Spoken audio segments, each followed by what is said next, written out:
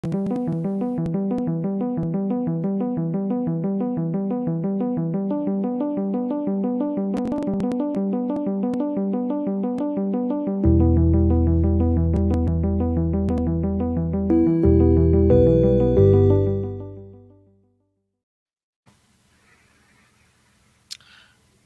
hello everybody. Welcome to the penultimate Call to Arms game. I'm Felix Castro, your host. Kind of clicking in with the views here. Click that off. There we go. Let's go here. It's going to be the game between Mike Adkins and Andrew Goodman. Say hello to everybody. With me commentating tonight, I've got Keith Conroy, Ben Rantle, and Jeff Holland. Hello. G'day. Yep, say hi to everybody. So, like I said, for me, the murder basement, you all can see behind me. My son, hopefully, is going upstairs soon, but he refused to while I was yelling at him while the intro music was going. So we'll kind of go through our commentators. Keith, you want to introduce yourself? Sure. My name is Keith Conroy. I play in the Northeast United States. I'm a member of the Unplugged Gamers, which, if you're not on the podcast that they have, it's kind of like being, I don't know, the backup singer or the guitarist in a boy band. Everyone knows the four, but not any of the other of us guys. And I mostly play Herd. And I played Herd in Night Stalkers and Imperial Dwarves starring Call to Arms. Okay, cool. Benson, how about yourself? Yep, Benson, Ben Rantle in real life on Direct Misfire Podcast. And now you can put my beautiful face to the beautiful voice. Fair enough. Yeah, that's it. There you go. Listen to the cast. Yep. do listen to the podcast while we're at it. I mean, it is a fantastic podcast. We should have taken his intro music. Yeah, really. That is pretty. I have such intro music envy of you guys. It's awesome. Yep. Thanks, Jeff? G'day, I'm Jeff Holland. I'm from Melbourne, so I play against AG and Benson every now and then. The good thing about playing AG in real life is he has about 11 different armies you can choose from, so it's not a bad little partnership to play games against. Nice. Cool. Okay, and so for our opponents tonight, we got Mike Adkins from the East Coast United States playing his Undead versus Andrew Goodman playing Abyssal Dwarves. So, Mike, they've seen you by now. They know who you are, but, if you need to introduce yourself anyway. No, I don't think so. Okay. Just go watch all 120 hours plus of the streaming videos on this channel, and that's the best introduction I can give. Fair enough. Yeah. How about you, Andrew? Well, for me, it's I just love playing Kings of War. I've been playing since the start of second, and love the challenge of working out what you're going to do best on the tabletop and meeting people and playing. I've loved this Call to Arms. I've had 5 awesome opponents so far, and looking forward to this game against Mike. Yeah, nice. Okay. There's nothing else. We can kind of go over the lists. We'll bring them up. Why you no bring up? There we go. And first, but it stopped disappearing on me. There you go. It's doing its do. Okay. There we go. So it'll be Mike's list up first for Undead. Yeah, sure. So I'm used to playing at 2,300 points because that's what we've been playing in the States a lot. But a few of my opponents have wanted to play 2,000 for this particular tournament. So I've been working through a couple of variations of a 2,000 point list. And this one I did after I read the scenario and thought I understood how it worked. And then as soon as we rolled for sides, my plan was already dashed against the rocks, and I had to start improvising. But we'll get to that in a minute. So yeah, 4 regiments of zombies, just because they're super cheap unlocks and super cheap unit strength to set on objectives. 2 troops of wraiths, because they're defense 6 and they're striders, and you can surge them. 2 regiments of Soul Reaver infantry, because they're blenders. but they waver a lot. So they have Dwarven Ale and Staying Stone. I didn't quite have the points for Fury, so that's why it's only got a Staying Stone. 2 Hordes of Whites because they're pretty good this edition, I would say. And one of them's got Healing Brew just because I had 5 points left over and a 10-point item didn't make sense on the Soul Reavers in place of Staying Stone, so that's why that's there.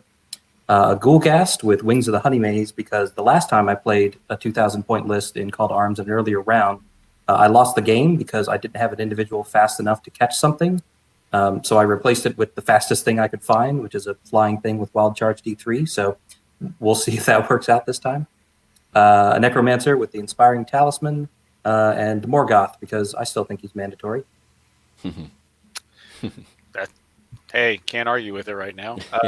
Okay, how about you, Andrew?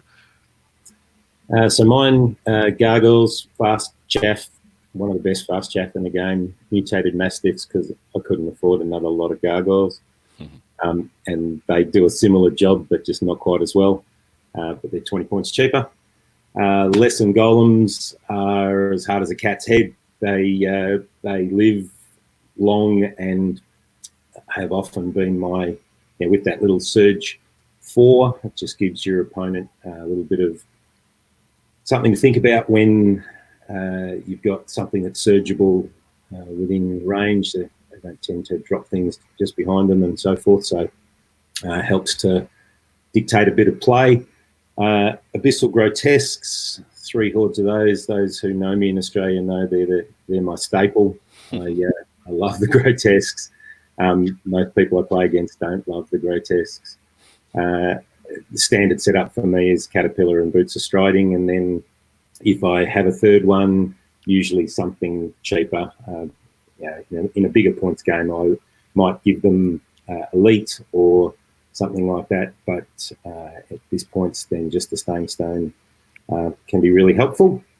Anchor Mortars, because why not? They're a way to deal some damage from distance, and they sometimes dictate where my opponent moves and where they deploy and things like that. So they generally pay for themselves, even if they don't score a lot of hits in a game. They generally pay for themselves pretty well. Slave Driver, cheap source of inspiration with the Tome of Darkness to give that Surge 4. I'll say this out loud. Mike won't forget it because he's a Surge player, but quite often I don't Surge with that unit all through the game just so my opponent forgets that it can Surge. And then in turn 6 you get a surprise. Yeah. I won't. There's no at this level of play. It's probably not likely to happen very often. Hexcaster because I couldn't afford 7 of them.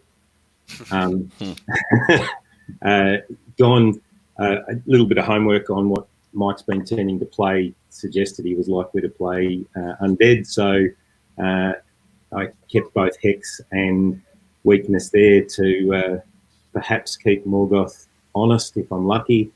The Half-Breed, again, his setup is different. I played the Mournful Blade at CanCon this year with my Half-Breed and managed to take out a Morgoth or 2. So I thought, well, that's a nice possible setup, and I've got those 2 sort of set up in the middle because you wouldn't have seen the deployment, but I didn't. Your last 2 deployments were Mike's last 2 deployments were Morgoth and the flying guy, so I couldn't pick where they were going to be, so I just had to stay central. And the Overmaster on the Winged Half-Breed, just forget him, is no value. Don't even think about him, Mikey. Just ignore him. Pay of no mind. Not the droid you're looking for. Overmaster, Not important. Not the droid you're looking for. Yeah, he's of no importance. Yeah, that 1719 and the fact that he regenerates and he flies and he hits like a truck, and he's only got 9 attacks. He's only 9. Only 9. That's right. I mean, you'll be right. You might as well just give those points to Mike already. They're just wasted. Yeah, that's right. I said ignore it. Pretend it's not there. Yeah. Okay, so let's bring up your guys' map. And let's have Andrew kind of go through his deployment. Andrew's on Uh, top part of the screen. Sure. So looking at the way it's set up, I tend to work in. I'm a battle groups kind of guy, so the leadership is set up across the table.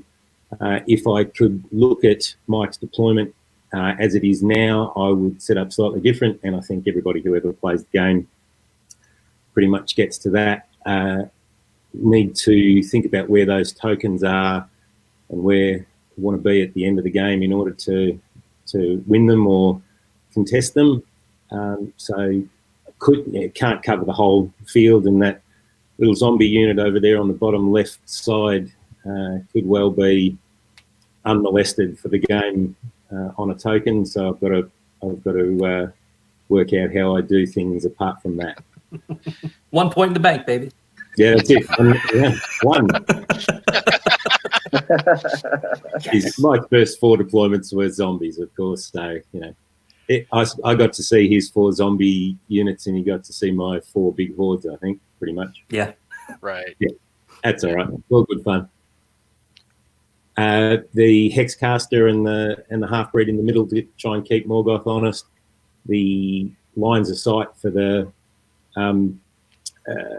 big guns in the back right corner and the back left corner, they needed to be separated because flying 23-inch charge is just a bit scary when you're a big gun runner like that. So it is what it is.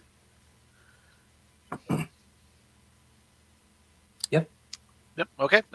Mike, let's go over your deployment. So my plan when I looked at this map was I was like, okay, he's got 2 mortars, he's got 3 grotesques. So this isn't a list, because I was like, okay, either he's going to bring a lot of obsidian golems and he's going to plan to camp, or he's going to bring a balanced list between the grotesques and the golems and camp on one side and come after me on the other. And then when I saw he brought 1 golem and 3 grotesques, I was like, okay, he's going to come at me. Cool. So let me pick which side of the table I want, and let me drop 2 tokens back there, and I can just park 2 zombies on them behind some terrain, and that's 2 in the bank for the game, and then I'll try to meet him in the middle. And then so I did that, and that's why Andrew has 2 tokens in his deployment zone, because I put them there and then lost the roll to pick sides. Yeah, so there's 2 tokens up there just behind his units, and then the rest of the 4 are kind of across, or 4 of them are across the middle of the table, and then the final one is down in the bottom right corner next to those zombies. So my deployments, starting left to right, I'm also kind of a battle group player. So I got 1 regiment of zombies all the way over there on the left, with the ghoul ghast hanging out next to it, ready to run across the table and try to get that cannon that's on the left. Then I got 1 battle group, which is some wraiths with a horde of wights behind it, and some zombies with a horde of soul reavers behind it, with an inspiring character next to them. In that case, that's going to be a necromancer with a token. Then I've got a lone zombie regiment kind of next to the pond there that I dropped when I wasn't sure where I was putting stuff yet. And then another battle group of zombies with soul reavers behind them and wraiths with wights behind them, with Morgoth hiding behind them there because he brought plenty of anti-Morgoth stuff. So we'll see if he ever actually gets to do anything this game, or if he just hides for the most part. And that's my deployment. Saucy. Okay, well, at this point, kick you guys out the room. You guys can start your game. So, best of Good luck. luck. Thanks. Enjoy. Good luck. Let's see. Trying to get. There we go. Okay, let's. This is the portion of the show we talk bad about their deployments and their lists. Best part. That is the best part, I'd like to say. Now, for those of us in the United States that aren't really familiar with the Australian scene and stuff like that, and you guys play with Andrew regularly, you said, is this sort of a list he sort of brings? It's normally? very similar. Yeah, I reckon. This is close to his main list. He loves his triple grotesques. Yeah, he's he definitely does his homework and thinks through a few things. For example, the Hexcaster keeping Hexen weakness and half-breed champ with the mournful blade. He probably definitely would have wanted to, instead of the staying stone on the 3rd grotesque, put a elite or Brew of Sharpness or something like that to try and bump that up. But yeah, this is pretty much close to his normal stock standard list, Right. with probably one less unit of gargoyles than he would normally want. And I like that half-breed champion setup. That's one of my favorite setups. Mournful Blade with 6 attacks on a Crushing 2 individual. That can move at 8. It's pretty good. Yeah, if you want to shut an individual down, that's the one you go with. Yeah. And half breed champions are just so good. They're like a mistake eraser. You know, if you have issues with your deployment or something happens, like they can just make that, just go away. I like what Mike did in his deployment, like using wraiths. Normally, like I had to do a double take. I'm like, wait, those aren't Rev Cav troops. Screening those whites. What's going on right now? Wait a minute. I mean, they're defense 6, but they're only, what is it, Fearless 12? For the troops, yes. Yeah. So it's Looks one... like Mike Adkins has one first turn. Right. Okay. Yeah, the He's race, going you're right, first. Jensen, for defense 6, but dash 12 nerve, like you can't just have a little ping and hope to do a wound or something. You've still got to put a little bit into it to give yourself a chance for routing them. They're not a bad chaff. Oh no, they're really good. So like I said, looks like Mike's taking the first turn, so which is, Yep. I definitely think that, especially in a game like this, I think there's a lot of scenarios where it actually does behoove the person to go first. Usually benefits them. I don't know if that's happened in your guys' experiences in 3rd edition so far. I think rather than the first turn, it can be flipped on the other side. It's who gets the last turn of the game. So it's that last maneuver. That last maneuver in either turn 6 or turn 7. I think that's where it can definitely come into play. And it depends on your army list. So, for example, I played a dwarf army that had heaps of hordes, and they had turn 1, but because they're so slow, they still didn't get to set up and dictate any of the charges, if that makes sense. So I think that's where turn 1 really comes into its element. Right. And I think Mike needed to go first here because Andrew's army can just move so much faster and start to dictate the play from the first turn. Yeah. No, I agree with you on that one. And he already looks like his ghoul's going to be trying to get into the heavy mortar in turn 2. Yep. So it's a good thing he's got that guy he said he was lacking before. Yeah. Yeah, I mean, especially when it comes to any like War Machine heavy list, anything that can shut those things down ASAP is going to behoove you to use it. Now, there's nothing that Andrew can do about that at the moment, is there? Nothing can really move across. I suppose he could, I don't know if there's range for the gargoyles to land in front of him to block line of sight, but I think they might be a bit too short for that. Yeah. So that might be one mortar down in turn 2. Not bad on Mike's behalf. And having 2 flying individuals, if this is the army that you really want to get individuals in the backfield against, because shutting down Surge, being able to shut down War Machines, picking out his chaff, it's going to pay dividends for him later. Well, remember what Andrew said, he's not going to surge anything, so, Oh, that's right. Forgot about that. Yes. And I forgot about his Winged Overmaster, too. You just can't have to forget. What is that thing on the board? I don't know. It's not a. Is it a dragon? I don't know. Monolith, maybe? 0 attacks. Could be a monolith, yeah. Yeah. Might be a Something like swarm. An object-based swarm. Right. So, kind of what I was kind of leading into when I asked the question, because I remember when I was playing in 2nd edition, it was pretty much always take the second turn. Like, it just always behooved you. What I've noticed more and more in 3rd edition, it seems like, because the way, this game is about movement and speed, that taking the first turn, you can set up Mm. you know, and kind of force your opponent to start playing the game you want to set up. And if you've But- got more shooting, it just helps being able to get that damage early. Right. Yeah. And I think there's also a bit of psychology with that. If your units are starting to take damage and they're not going to get into combat for another turn or two, it starts to play on your head as, okay, hang on, can I survive a counter charge? Do I hold back? Right. And then it starts to make people make poor decisions. Right. Well, as Keith would know, as a herd player, it's always just go forward. There's Yeah, no that's real, that's like, no choice. that's no the choice only at all. answer. Hope your opponent didn't bring lightning bolt. Yeah. Cross your fingers. Yeah. Clench your cheeks. Feel like the Zulu warriors in the movie Zulu, just charging forward, just taking all the shots, and just hoping there's enough to slam home and start taking out the shooting. And then hope that they rout on that charge, because otherwise the counter charge will Oh, yeah. ruin you fellas.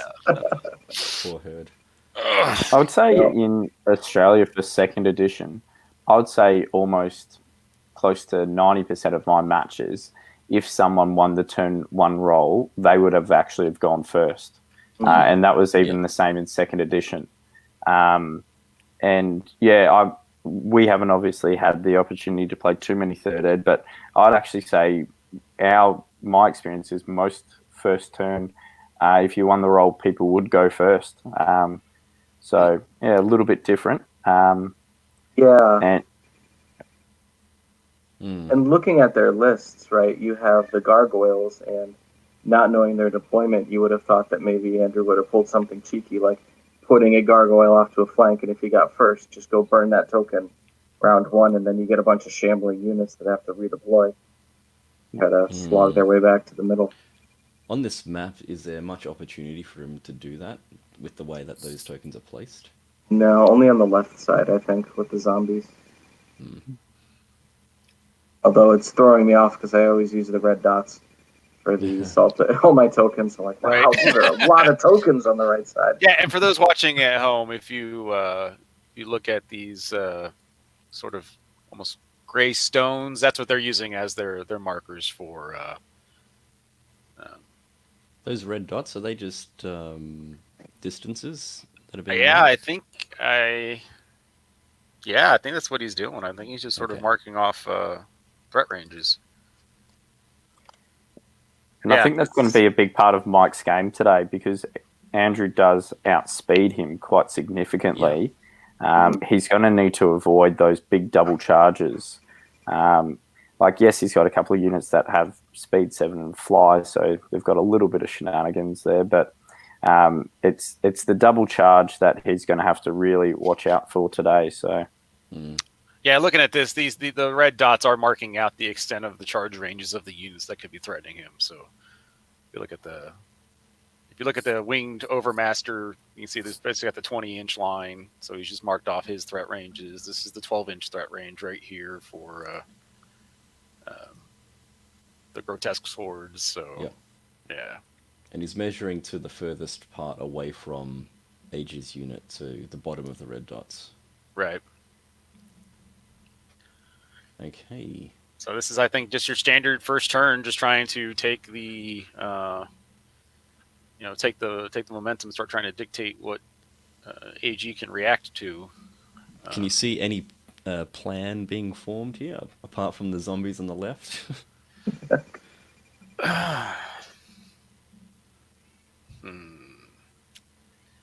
Yeah, I don't know. What do you think AG is going to do about the grotesque horde that's central beside the half-breed champ? Because left or right he's got to take one side. Does he take the left and leave the overmaster and grotesques to kind of hold that right side? I'd say he'd go right, because there's a few more tokens there. He's got the golems, which are obviously going to be able to stand up a little bit longer. So I wouldn't be surprised if he goes right and supports that flank, because if he gets that flank, then the overmaster is going to be able to move around in turn 5 and 6 sort of thing to try and help out. Okay, and what is the mortars? What do they have vision to? At the moment, they've got sight. The left one has sight on the ghosts. I don't think you want to be shooting these zombies.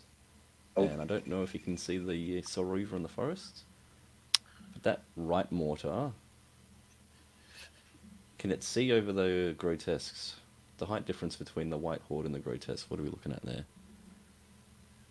Height 3 on the whites. Yeah, it doesn't look like Height he has a 4 lot on of the options on the grotesques. right side. Shooting.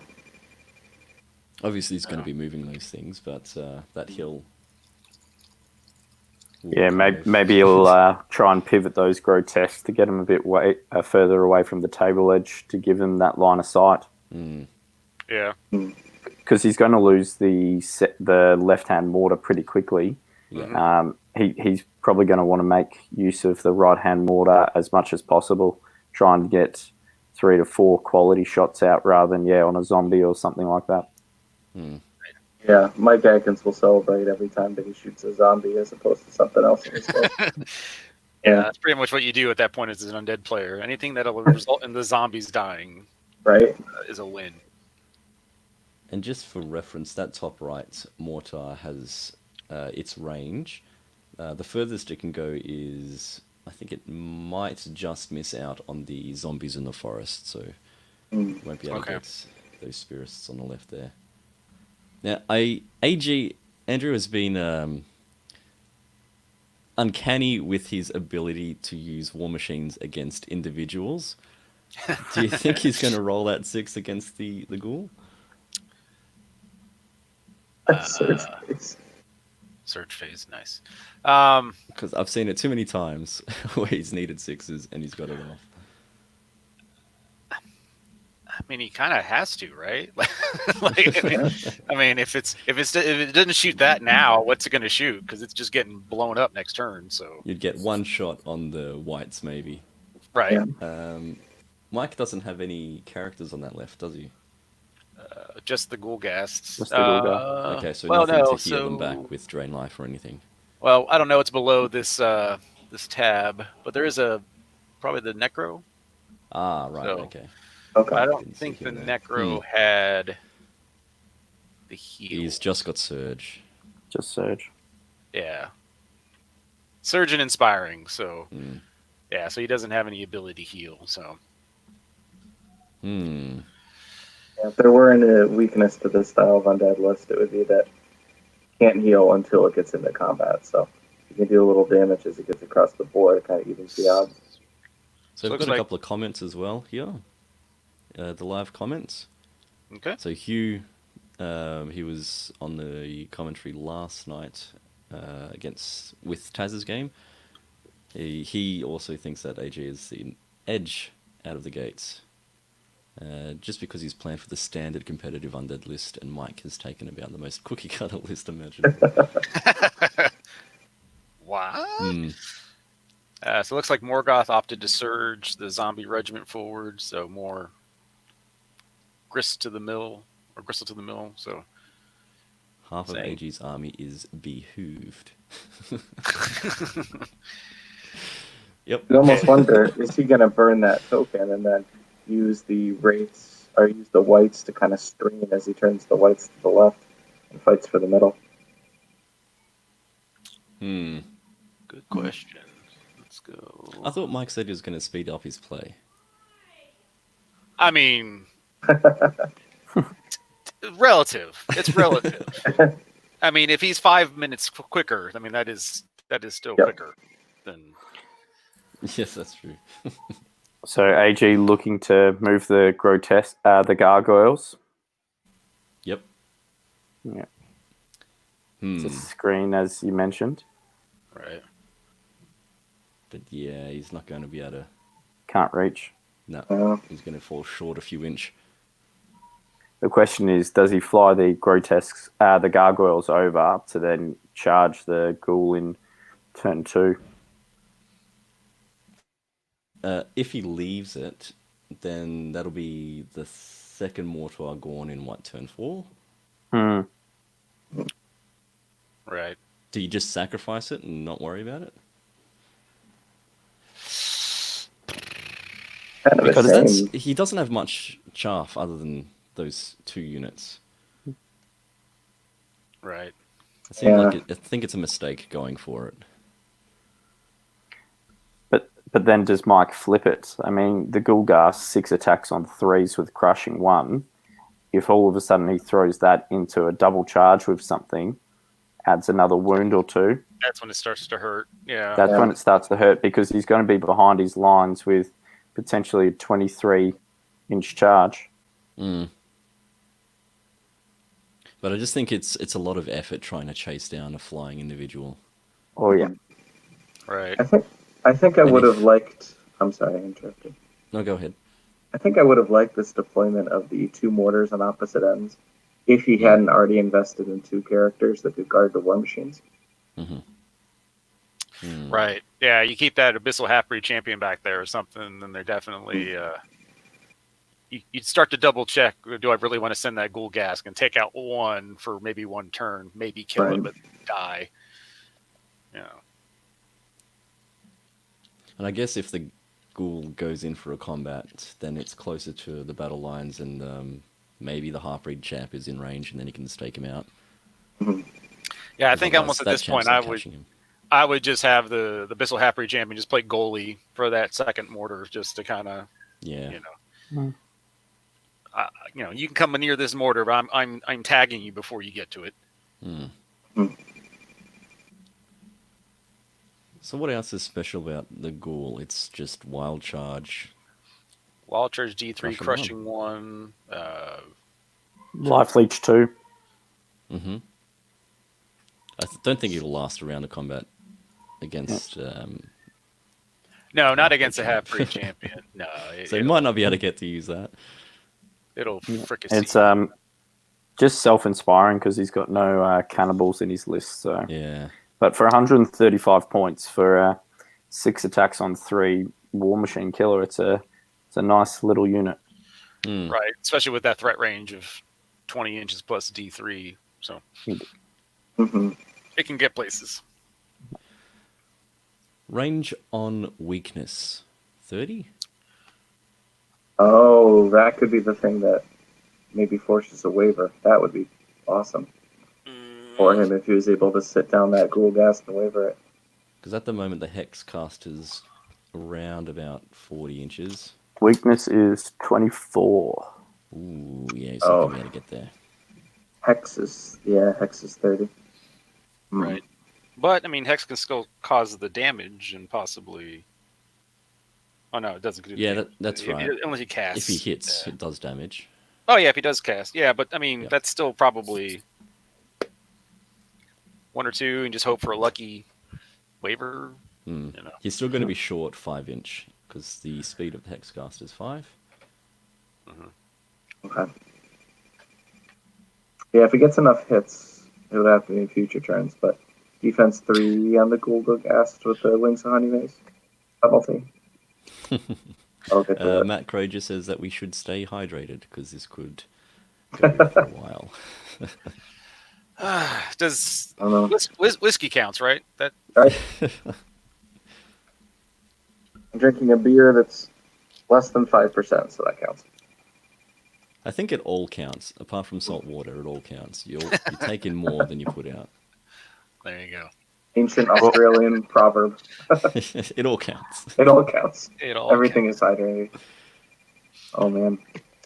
Well, Benson, we could do the phrase 1 before 11 or 11 before 1. We're in that position of the day where we could do that. That's right. Nobody said AM or PM, so it counts. That is true. But I think Matt Kroger has got me to a T where he's saying to stay awake. I think my caffeine intake will definitely need to go up. It doesn't help that you're commenting from a bed, it looks like. Well, that's Nice the quietest place in the house at the moment. Yep. Well, he's doing the Ashley Mowat, just, he's got his goblet full of wine, too, so he can kind of come with neat phrases like thick chaff and... The issue is if I go into my workshop, you'll see my pile of shame of unpainted, unassembled minis, and the pile somehow has grown in isolation compared to shrunk. It you know, it says they're breeding. That's what it is. It's all, Yeah, you're leaving them alone for too long. It's starting to multiply. So it looks like This is- AG's running the half-breed around the building to support the right flank, and the grotesques going that way too. Yeah. I mean, Yeah, it's not like Mike doesn't have a lot to exploit that splitting up of the line. So He's got to be careful though, because the Hexcaster doesn't inspire. I suppose he's not going to get in combat in the next turn though, so he should be okay if he brings the central grotesques around to the right. All right, here They'll comes the probably be shooting inspired at that phase. point. Oh, he's going for the right. The whites. Yep. Ooh. Aye. We should make a drinking game of how often we confuse the whites and the rates. Now that there's finally a list that has both of them. Well, it looks like 2 hits. I don't Any know. of them good. 6s. Oh, he could have hit that character. 2 hits, 9 with the Wow. blast. Aye. Jeez. Damn mortar. Now he will happily let that unit die. Yep. That has paid for itself in one go. Exactly. Wow. And it just might. See, and one of those dice were a 6. Right. So he could have gone for that ghoul. Oh, Another Oh. one. No. And another 6. You were right. He can roll That's 6s. 5. Yep, Wow. another 5. Okay. I mean, Jeez. tactics and strategy go out the window if you just roll a lot of 6s. You, That's you right. tend to do well in Kings of Yeah. War. So Felix, did you try that for your games? I should. Yeah. I haven't. That's it's been I think that's where the issue is really kind of less 1s and more 6s. Good motto. It's getting to the you figure another round of this, you'll get to the point where maybe the Overmaster starts going into these whites. They're getting into the 9 attacks, Now waver, that they're heavily kill. damaged. Yeah. Well, they don't waver, but getting to the point where you could just one-shot them. Right. You can't hang that forever. So Matt Croger asks, I thought the basement was to stop the government listening. He's referring to mine. Yeah. Unfinished basement. To be fair, if the government doesn't have a whole bunch of info on me already, they really haven't been trying. And China, for that matter, either, because my data was compromised in the OPM hacks of like 2008. I'd like to say so. Yeah. Oh. So the government doesn't have my info, then they're really not. They're just being lazy, really. Well, they'll be disappointed Hey. when they find out your data is just 1 in 5 with call to arms. Exactly. I thought AG said he wasn't going to surge. yeah. Maybe it No, was part of the you're fact drinking. that That was a maybe the bluff. fact that he. That Yeah. was a Well, bluff, I've only got yeah. 4, and he weak on the zombies. Is not necessarily you need to cast weakness. Yeah. So with this damage and with this positioning, what do we think? Is he going to burn that token on the right side? I would think so, just to get it out of the way. Yeah, I think you did the wrong I don't button. think he's going to hold it. Okay, Yeah. so You- 5 on the whites with 5 damage, they're okay. That's a boxcars, it's a reroll, and then a 10, so they're gone. So, They're Ooh, gone. wow. That was big. Well, That there it is. cannon already made double its points. Not mortar. to create the famous 20th century philosophers tag team, whoop, there it is. So Few comments, when both mortars hit, you're going to want to quit. you're not wrong, Hugh. Mike says, what can men do against such reckless hate? Yeah, that's a good question. Okay, so it is top of 2. Let me clicky. There we go. Yeah, one All more right. round. AG in. You guys go. Go ahead. I was going to say, Andrew. Andrew's not doing any favors about making people think that the heavy mortars are broken by any means. Yeah, So that's why I played goblins in my last couple of matches, because they were down the bottom in the rankings list, and I thought, oh, if I win, great. If I lose, then maybe that's more fuel to make them better with the next clash of kings. Because I see, look at those stats, and You mean they're the obviously 20 not performing well. the 2021 Clash of Kings. Yeah. That was a surprising bit of info, though, right? That the goblins were so underrepresented, because you could take all the war machines and all the units, you don't have to paint any. Right, I could take my 25 regiment of rabble, and just be fine. Like, You could. yeah, that is a good question. I don't know why. I think it's the pack, and with a lot of people playing the 2300, so you got bigger armies. The advantage of goblins normally having a large army starts to diminish. Everyone's got a large army. Maybe. And then the Yeah. bonus points for getting things killed, and goblins die. Goblins do die. That's what they do. Also, having Kyle Poole not play goblins like ever at this tournament once. I think he played one game out of the 6 goblins. So, yeah, that's going to cut down your winning percentage too when he's playing ogres and whatever. Taz replies, "Look at that one crutch, knock out that other crutch." Cripple fight. Well, if he knocks out that other unit of whites, we don't have to worry about confusing the units anymore. So I'm going to be rooting for that. That is also accurate. As accurate as those mortars have been. Plan on getting 3 out of 4 every time. Yeah. Yeah, I played against an Abyssal Dwarf player 2 weeks ago, and it was 3 out of 6 shots every turn. It was like, okay. Like, Sure. and it wasn't it wasn't ever a double hit. He'd always just hit 1 out of the 2. But still, you get 6 wounds on a consistent unit.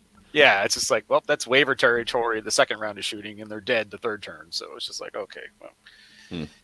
It's always interesting when it goes off in the game too. So, like for example, in AG taking out a horde of whites in the very first turn, it just means you're forcing the other person to play differently to they planned. I mean, if you get 1 hit out of 6 turns and it's in turn 6, sure you might be taking off that unit that's had damage plinked on it, but they've been able to use that unit how they've wanted to for 5 turns. But if you take it off in turn 1, yeah, it is a devastating weapon.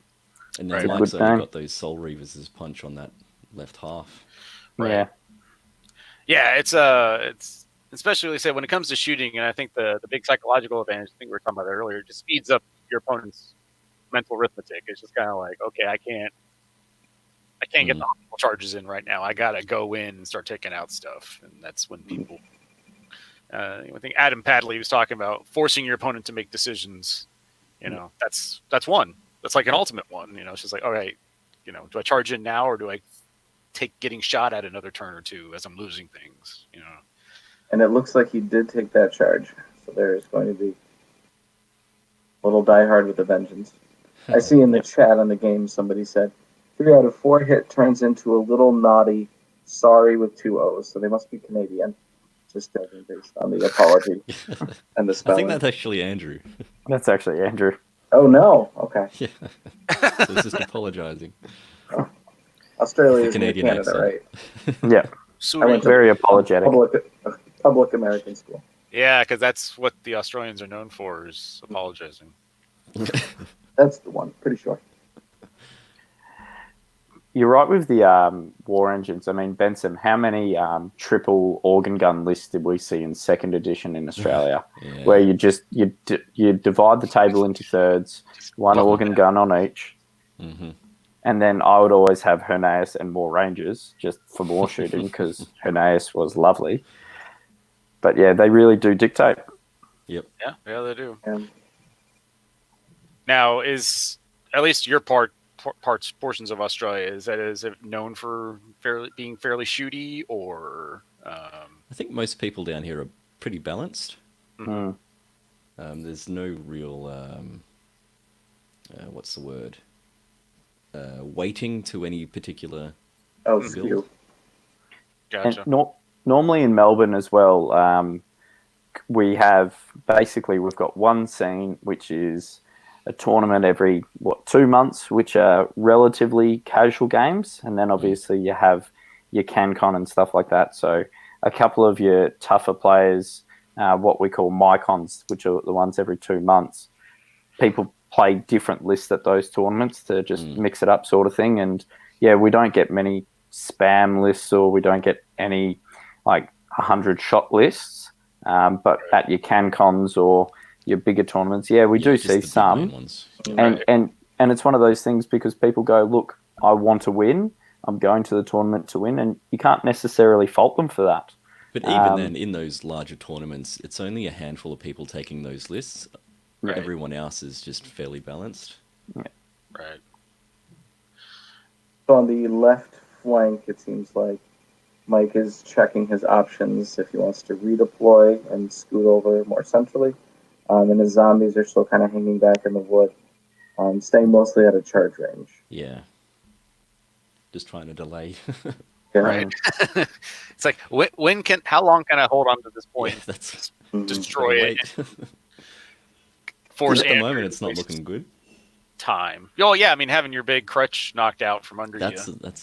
a huge blow right there. So Mike's going to burn a token at the end of this turn. Yep.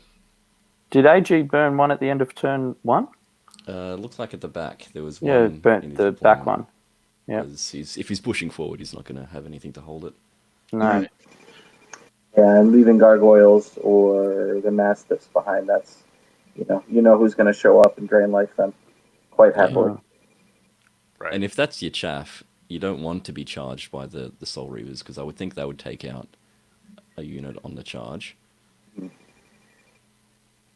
Felix, can you check is it 14 inches from those grotesques to the zombies that are out of the woods? The ones on the left. Yeah. Ooh. That one. Just They in or should just down? be able to charge. Left grotesques can charge those zombies. Oh, interesting. Right. Because the grotesque would probably survive a hindered countercharge from the Soul Reaver infantry, and he can send those gargoyles in to chaff up the wraiths, protect his flank. Right. I wonder if he waits another turn for some more shooting, or if he just tries to go for it there. Yeah, that zombie unit on the right is definitely bait. Yes. Nothing to see here. No traps behind it. Don't listen to the noises behind the crest of the hill. Yeah, I feel if Andrew can start winning that left flank and being aggressive there, he can just wait on the right and let the mortar and the hexcaster just kind of plink away damage for as long as he needs to. Yeah, Few comments.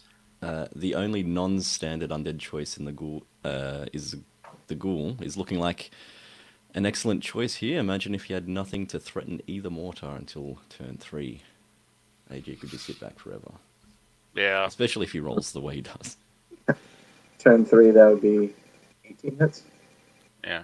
Well, I mean, that's why Mike was talking about it. This is why he was taking the ghoul gas with wings, because You need that threat in the back. you line. need that ability to take out war engines or casters or whatever. That's why I use the Ice Blade with Wings of the Honey Maze for my Northern Alliance lists, because just that ability to just, again, with the 20 plus D3 with Duelist and Crushing 1 with option of either having 6 or 7 attacks, like that is what you want to take out casters as well. So it's a good utility character to... Watching this makes me want to play Abyssal Dwarfs again. It's been too long. Yeah, but you don't get the luck decent with fly. the heavy mortars. No, I don't.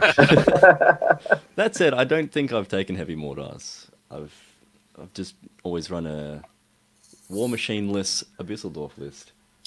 So did you ever have Probably like... the way to not win. Do you ever have like Andrew like bless your dice, like kind of wave his I hand don't think over he'd it ever on- do that. I don't think No. he'd share his blessing. Nah, he likes to win too much. Fair. Um, Measuring small ranges. so obviously the momentum right now is kind of in Andrew's back pocket. What do you do as Mike to try and steal some back? Because obviously you're going to take out that mortar, at least for a turn or two, But after that, like, he's going to sit back and get mortared for, what do you do? Well, that ghoul's going to take out that one, so he has to worry about one mortar, which that's the other job the ghoul does. So he turns about, what's the distance between him now and the second mortar? Ooh, it's 58. Yeah, I'm about to say that's So it's almost turn length 5 of you're the charging table. it. If he Turn takes five. out this mortar. So he's going to have to deal with that mortar the entire game. I would use Uh, it if I win to try to back up and threaten those gargoyles. Say, okay, I'm either going to try to get these guys, or you need to move them somewhere else or charge with them. Kind of force the issue on the left. I think we might see AG try and move up on that right flank pretty hard and pretty fast to try and then pinwheel.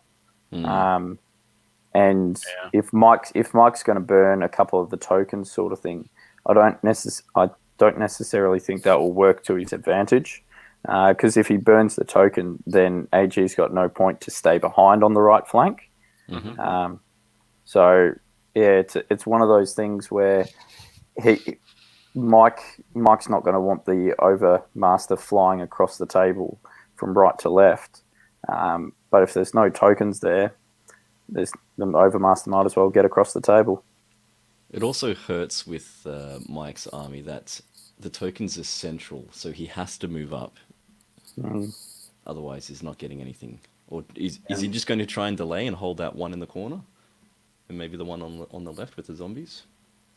Yeah, so he on the right side, he's moved up his whites and he's moved up the zombies. So the only thing that he has guarding that token in the bottom right are his 250 plus point hammers. Yeah, which is Right, If you're not sitting enough. behind with those, that is not what you want to do. not what you. They're not there to babysit. Unless he pivots the zombies that are central, then And that's Yeah, that, that's was what I was logical. going to say. You pivoted towards the right, and 5 turns later, they make it to the objective. I mean, as long as they don't die and they get there in the end, that's it. that's And 3 points. if he does get there, then the mortar can't see it to shoot, so it would just be the flying character, which Right. we know doesn't really do anything. Yeah. That Overmaster. So it just seemed like Mike's they just should be doing the fine. like they can't kill us all right now on the right flank. He's just like I can't kill everything right now, because he just seems to be pushing everything else up the board and kind of inviting, the dogs and grotesques and. So what Mike has done on the right flank is that he has found a way to fit the whites so they can't, or the whites so they can't get shot. And if he charges with the Overmaster, he's going to get a possibly flank charge. Soul Reaper infantry. Unless he pins him with those Mastiffs, and then he might be stuck. So the dogs, they're just speed 6. They're not wild charge at all. That Correct. seems pretty slow for Did he dog give them the throwing? Did he give them the Dwarven dogs. mutated throwing mastiffs or? So they're checking now to see if he can fit. And it looks like he can't charge the. Yeah, it looks like the back corner goes up on the zombie regiment. So. Good placement. Yeah. Those are the things you can do with Universal Battle. Yes. Yeah, so it looks like the mutated Mastiff hunting pack doesn't have the throwing Mastiffs with them, so it's not dogs throwing dogs. So, and there's no cavalry over there, so they don't have any crushing either. So that Overmaster should be able to fit in there. Just measuring if it's what's the length of the base? It's 2.5, maybe 3 inch. I would have thought it For could squeeze in. 75. Yeah. Yeah, it's 3-inch. There's room. I think they were checking. I think it's just like the back corner of the zombie regiment like goes underneath the base a little bit.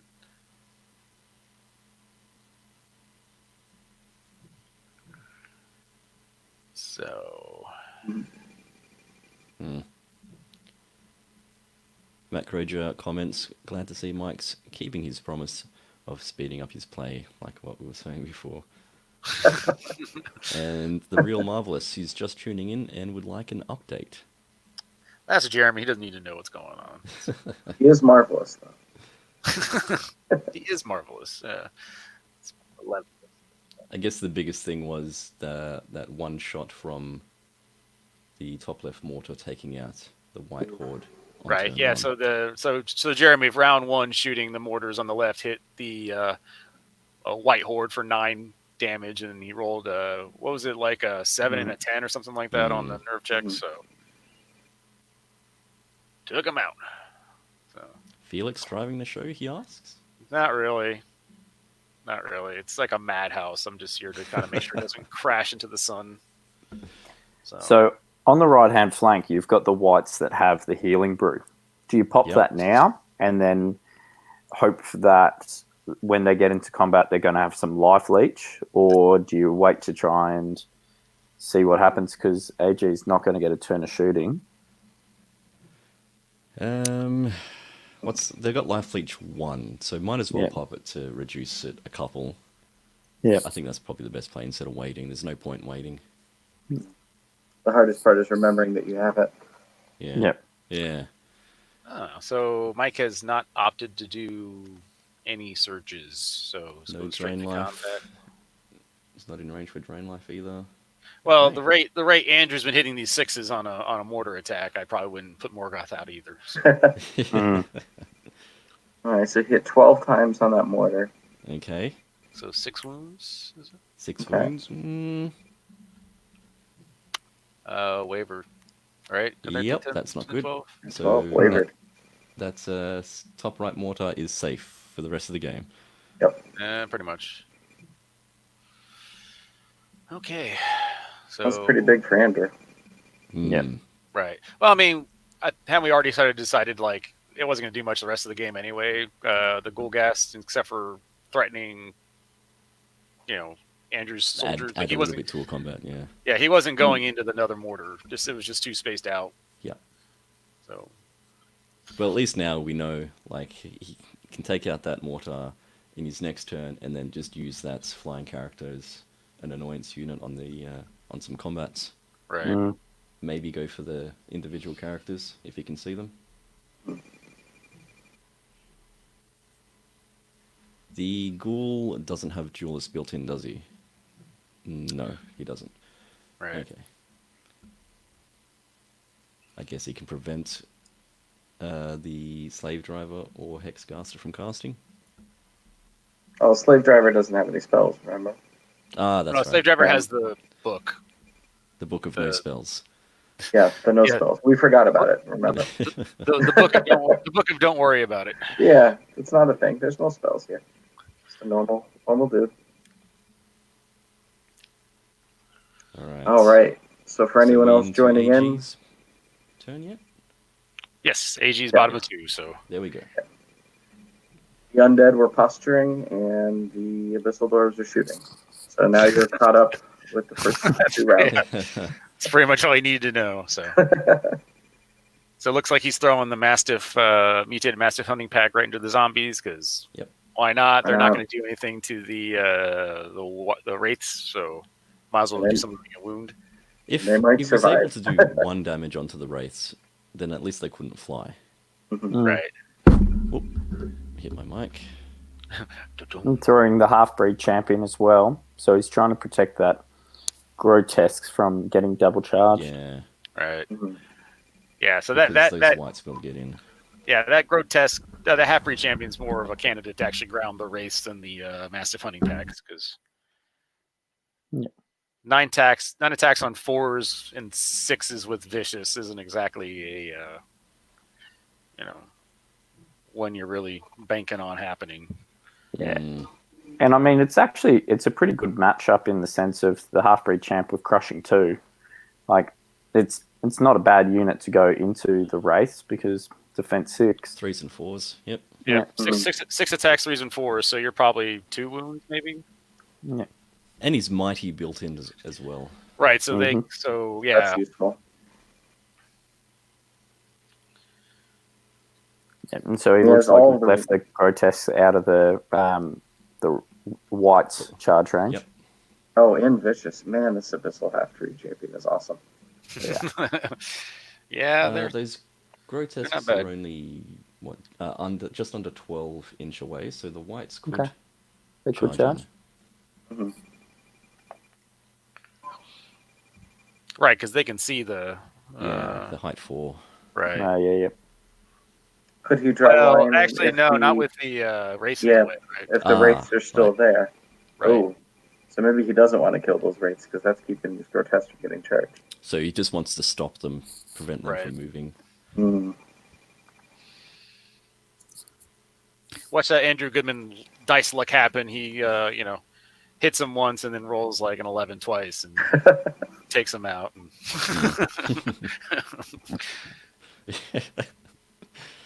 Yeah. It'll be interesting to see how hard he pushes up with the golems, gargoyles, and the grotesques in the center. Mhm.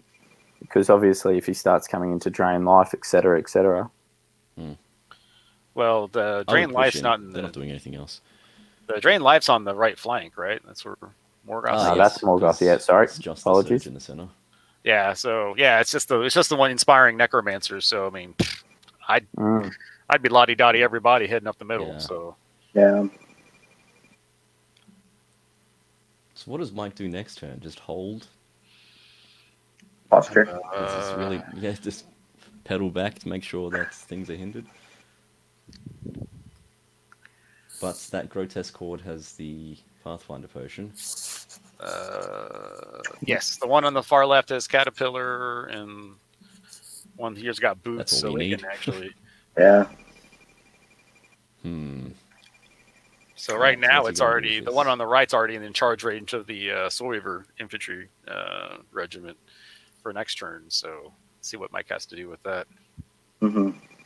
And And we'll see in the center if he is Yeah. going to try to take that charge with the grotesques onto the zombies. And then the gargoyles. Ooh, I don't know if you get a wound in, though, on those whites. Or the wraiths. Felix, could you check if the whites charge the central grotesques? Do the grotesques on the right have an arc of sight to them for a flank charge? That would be really close. That would be really close. Yeah. Mm.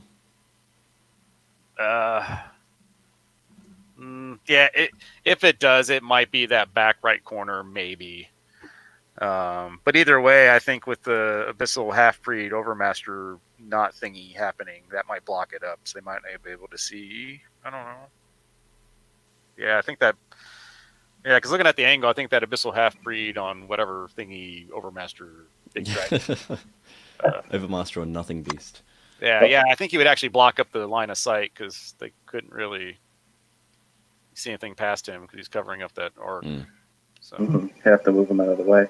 yeah, which I mean isn't the hardest thing He to flies. do. Oh, yeah. Or he can just go back 5 inches or turn around and go 10. It's just whatever. Whatever he wants to do. The world is his rotten little oyster. Because I'm not sure what would be better, going for the, if he could, the grotesques on the far right or that central one. Yeah, if I were in Andrew's place, I would choose one of them to push. And then hang back with the other. You still have those tokens in your deployment zone. Because you never burned the one in the back right. Mm. So maybe he'll take the gargoyles and try to fly right. And hold that one till the end of the game.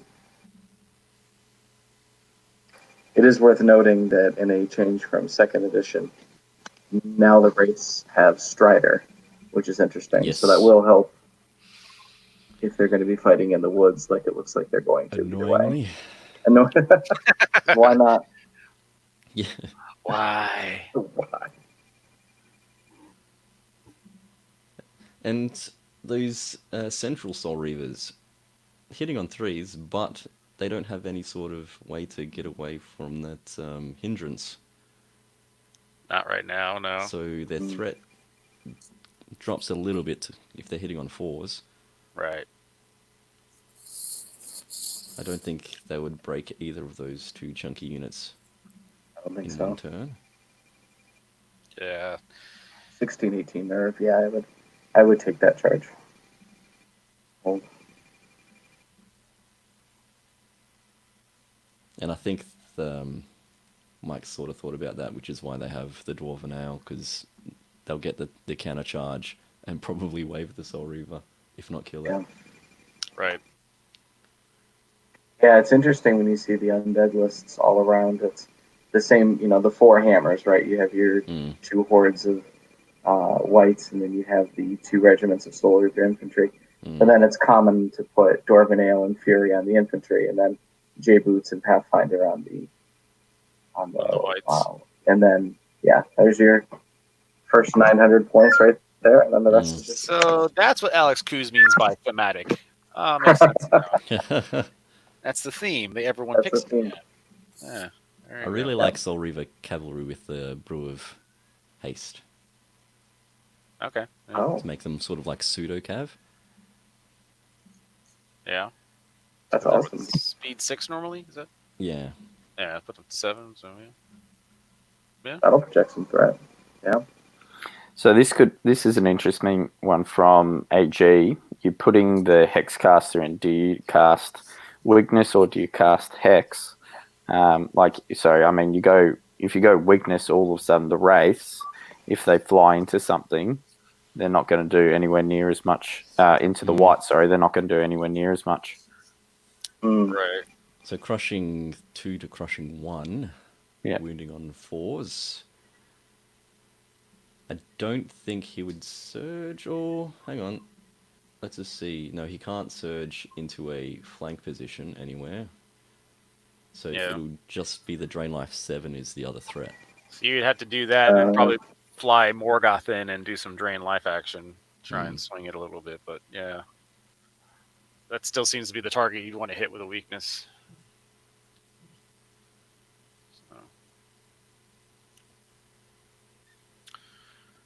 All for Morgoth 70 survive a points. Hex.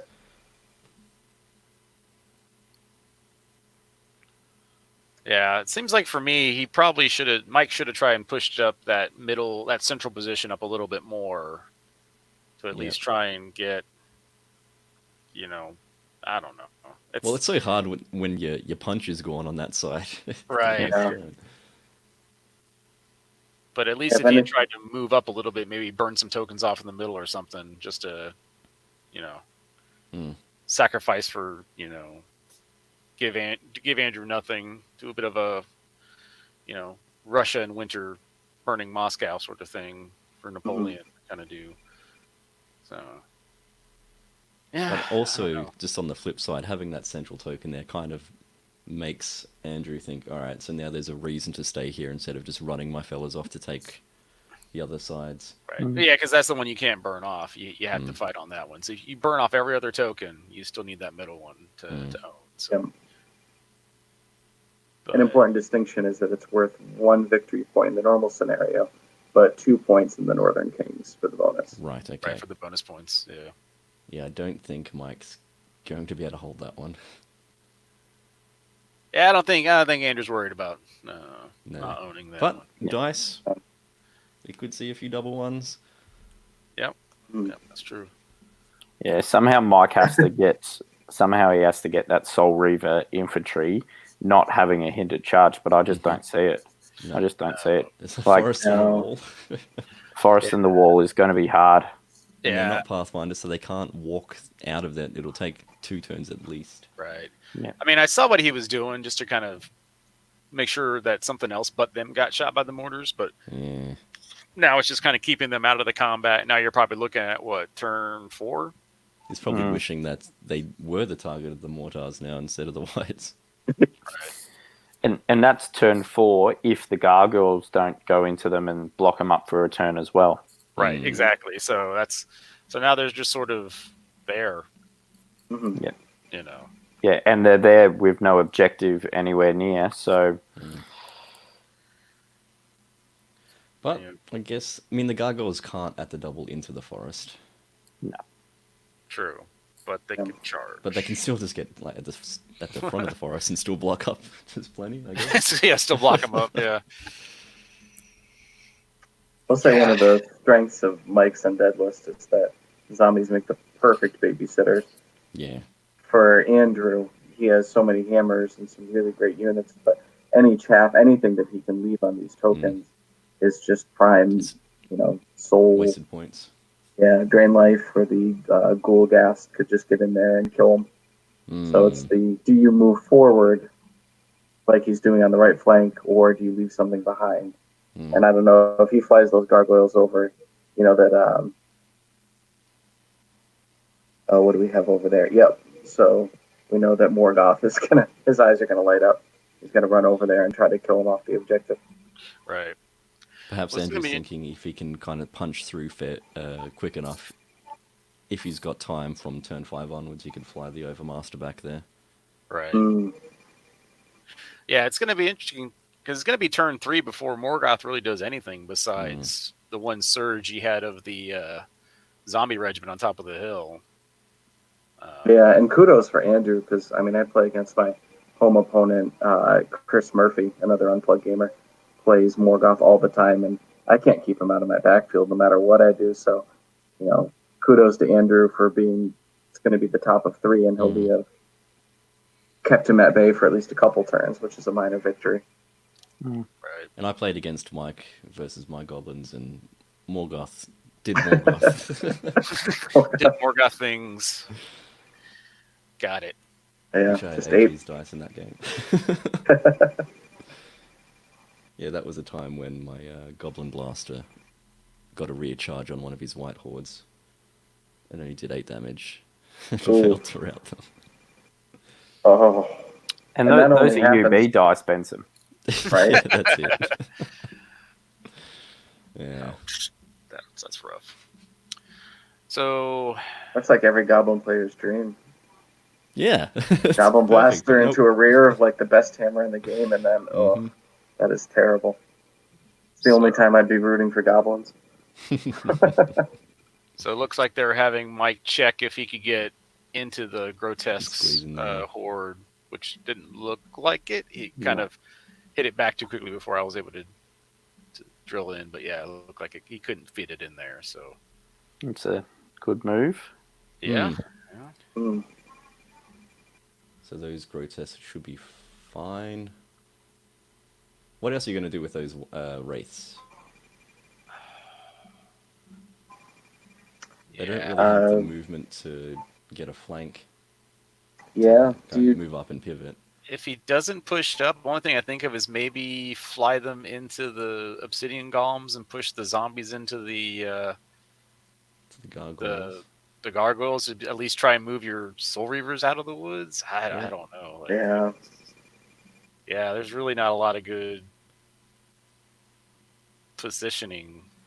And the soul reavers are under 14, so around 13.5 inches away from the golem. So even if he walked them up 6 max speed for the soul reaver in the forest, he's not going to... Oh, I suppose he can charge the next turn. I don't know if he's going to be able to get the grotesques. Mm-hmm. Yeah, I don't... I guess he'll just be... If they throw the zombies into the golems, like I think AG would, if he can get a first charge with the grotesques into the soul reavers, I think he'd take it. Yeah. Right. Even if it means a counter charge where they're not hindered, obviously, but I think he'd take it. Yep. Because he's going to have the golems a turn later or whatever be able to back him up, and they'll get rid of the soul reaver. Yeah, a grotesque in a turn, and then a golem in the next turn, and then Mike doesn't look like he's got much that could touch the golems after that. Right, Yeah. and then he can send a grotesque horde after that zombie regiment or whatever. Yeah. Yeah. Zombie hunting. Thing is with kind of like the Huskarls and Northern Lion / Varinger, Soul Reaver's infantry need to get that charge off. They have to be the first ones to contact, or else it doesn't work out well for them. Yeah, definitely. And the way that Andrew has this set up right now, Mike's gonna have to do some wonky origami with his units to be able to get the Soul Reaver infantry free to get a unhindered first charge. Well, we've said that, so now because the cast has said that, the golems are going to grind against the zombies for 3 turns, and we're going to act surprised, as we just predicted.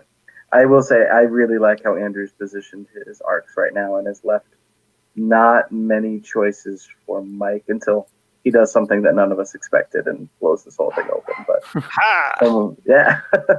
which is why he has tons of experience with undead. But I like how Andrew's really covered his flanks and knows that he has the shooting advantage, so he's kind of taking his time. So is that weakness on the wraiths or the white? Yeah, looks like it's on the wraiths. Yeah, it looks like the raids. So if he grounds them, they won't be able to easily chew through the Abyssal Half-Breed Champion.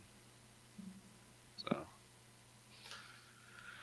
okay, this is the dogs on the zombies. So 5 hits. Oh, only 3 wounds. Okay. How many attacks do dogs normally get? And vicious though, so okay, so okay, so 5 wounds. What a great roll! Yeah, that's basically snakes twice. Whoa, there's the 11 or 9, and then 6. Yep.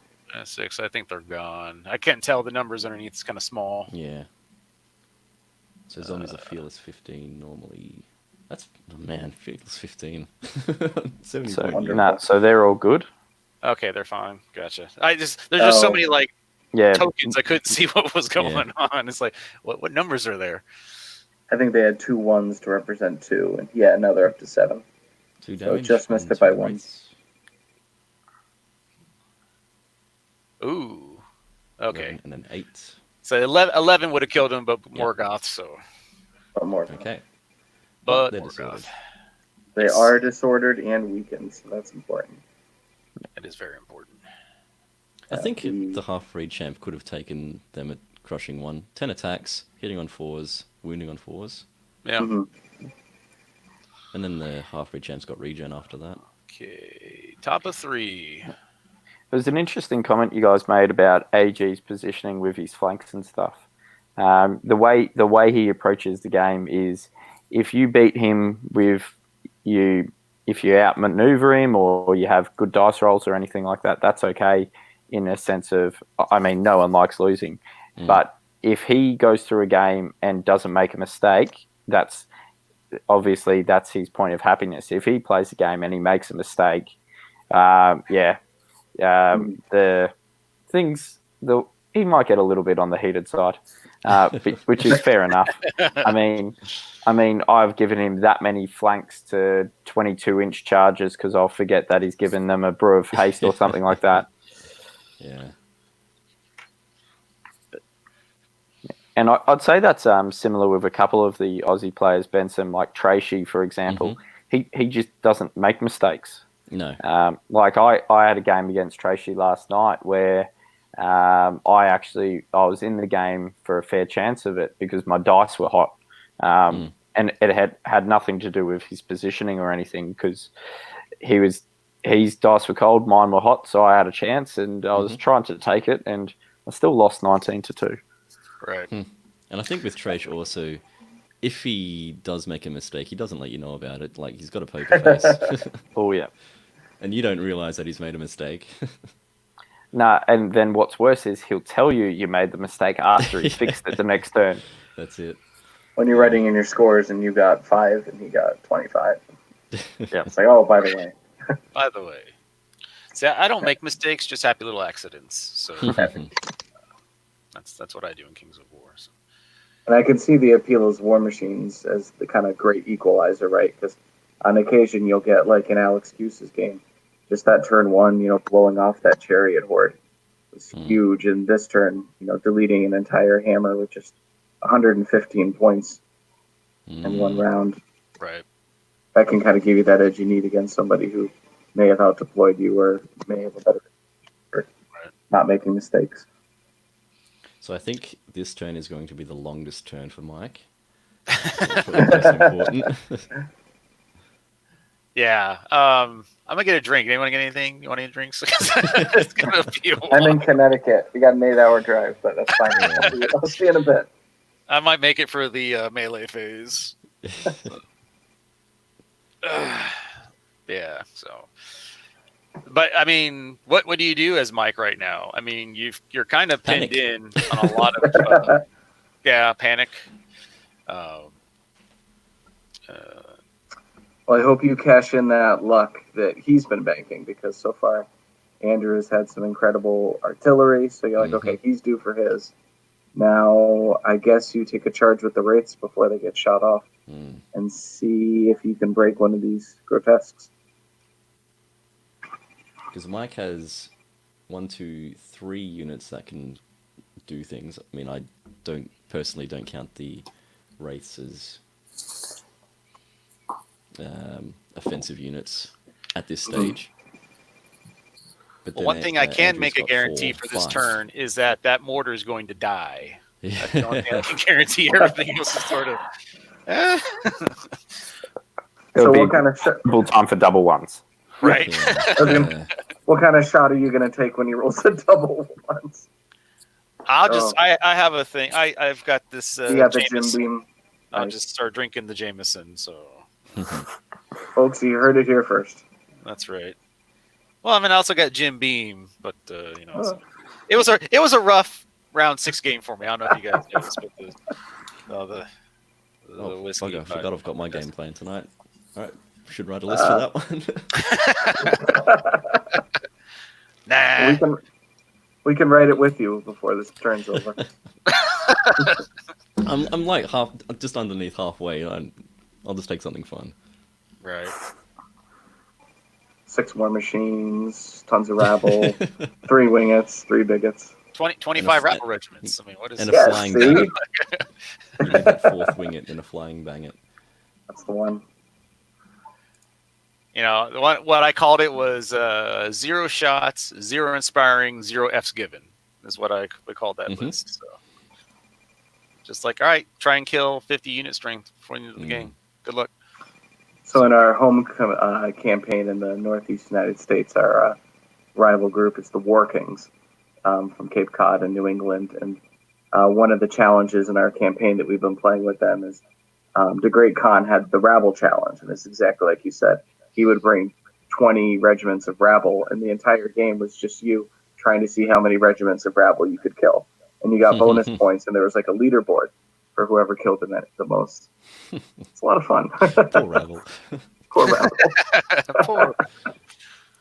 Just, Tonight I'll be playing a 2065 point game. Nice. Just to mix things up. somebody's going to end up as a weird statistic. Yeah. Throw off the curve. Well, then Elliot would talk about it in the posting. Just like some weirdos played 2065. I was that weirdo. I think it was in round 4 that we played that weird odd game, like the 2145 or was 2170 or something like that. That's it. It's like Yeah. it's just like what? Hey, I I'm just all look with- about it actually. I just love with the amount of different UB tournaments on, people can't keep up with. So which list? How many points? What's the scenario? What are the rules? It's always a bit of a laugh. Yeah. I actually just signed up for Bug Eater GT, which is out of Omaha, Nebraska. Very nice. It's at 2020. That's their points total. And you get a special character. And you get you get the Ronnie the Bard special character. So. I can't wait. Just And put then- in yesterday my grudge for Jeremy Duvall. So we're playing round 1 of Bug Eater. Nice. Well, we're playing in a Australian tournament. Benson's part of it as well, called Rage of Isolation 2, where all of the armies got categorized by, for better words, most played and most successful in different tiers. So there's 5 tiers.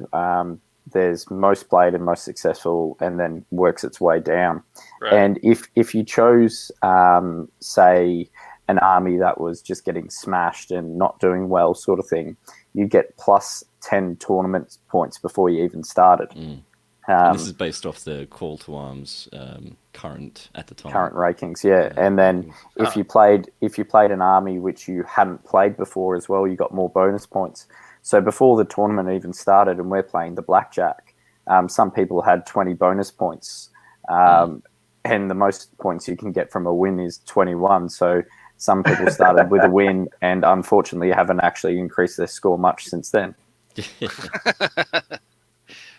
So it looks like in the center, he chose not to take any charges, but he did move the zombies up to. It looks like he can chaff both of them. So that's You should prevent. a very clever. I like that play. Can you see and measure? Can the gargoyles charge the front of the? It looks like they can fit of the Soul Reavers. Yeah, I think they can see. They should be able to see. Draw. Yeah. From the leader point. Drawing a line of sight to the back. Okay. Yeah. Or even if they can, they just fly in lands because it's less than 10, right? They can just Less fly than and 10. Yeah. Yeah, they just land right in front of them and force them to shoot. There's that.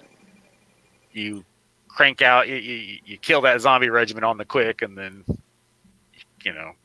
he then has to take care of that gargoyle troop, and, The grotesques unable to see the wraiths. Is that why he's positioned them the way he has? Probably. Oh, actually, no. He can. Looks like. Oh, okay. Right on the line. Wow. I was going to say, because his play would be if the Soul Reavers in the front and the Wraiths in the flank could kill one of those units, like the Grotesques, that would win him back to center. Right. But it looks like he's going to lose both pieces of chaff on that side. And then it'll be a hinder charge to two targets that he doesn't want a hinder charge on. Right. So is he trying to get rid of the double charge? So by moving the see, I look at that and I see, okay, the grotesques go into the wraiths, and that actually brings them closer to the zombies on the left side, which I would have thought he would have tried to keep AG away from the zombies as long as possible on that left-hand side. Right. Felix, can you write that down for a question for after the cast? Top of turn 3 with the wraiths. The zombies would be out of charge if the grotesques went into the wraiths. So they're 10 point something. So they'd be out for turn 4, but they'd be in for turn 5. Okay. Well, unless he got an overrun, maybe. And then they could be in. Right. So if you're AG here, you'd almost certainly fly your gargoyles over into the Soul Reavers, I would have thought. Yeah. And then that's just blocking them, and then your golems, you'd just sit them 3 inches past the token once you get rid of the zombies, and you'd take the hindered charge any day of the week. Right. Yep. Yeah. And then over on the right-hand side, it looks a little bit interesting. It looks like he's double charging the half-breed champ. With the whites. Yeah, and he disengaged the zombies to fit them in. So he's pushing hard on that half-breed try champ. to take that character out. Yep. How far are the grotesques at the back in charge range? Oh, yeah. Yeah. Oh, yeah. Any day. Yeah, that's 11 okay. inches, 10 inches. Closer to 11, but yeah, it's still, they got 14-inch range, right? So. So by doing so, he can protect his whites, because I don't think either grotesques could hit them with these zombies and with the wraiths in the way. I like that play. So that was that play that we were like, we don't know what to do here. And then Mike Adkins is like, oh, let me show you how to undead. I'm going to kill a character. And then he's taking it all back. He's taking it all back. We're busy giving him these compliments. Well, I think he realized that he was probably going to get hit by either the Overmaster Lord thingy or the Grotesques, depending on how he did the post-combat. Which I assume would be pushing the moving the whites back and then pushing the race up forward. But yeah, I think what he saw was that with the zombies, if he backed up with the whites in the middle, there still may have been a angle that the grotesques on the left could have gotten a flag. The back grotesques. Yeah, Yeah. And that's then, not what you want to give up. No. and then AG still has this. I mean, just this quiet thing that does nothing in the top right corner of the table, Yep. Right. which is probably sitting in the back of his mind. I mean, he doesn't want to take any more of that, does he? No. Right. Now, Sean MC has just joined, and just saying he's got there, and he's asking, "Is Mike winning, Felix?" In life, maybe.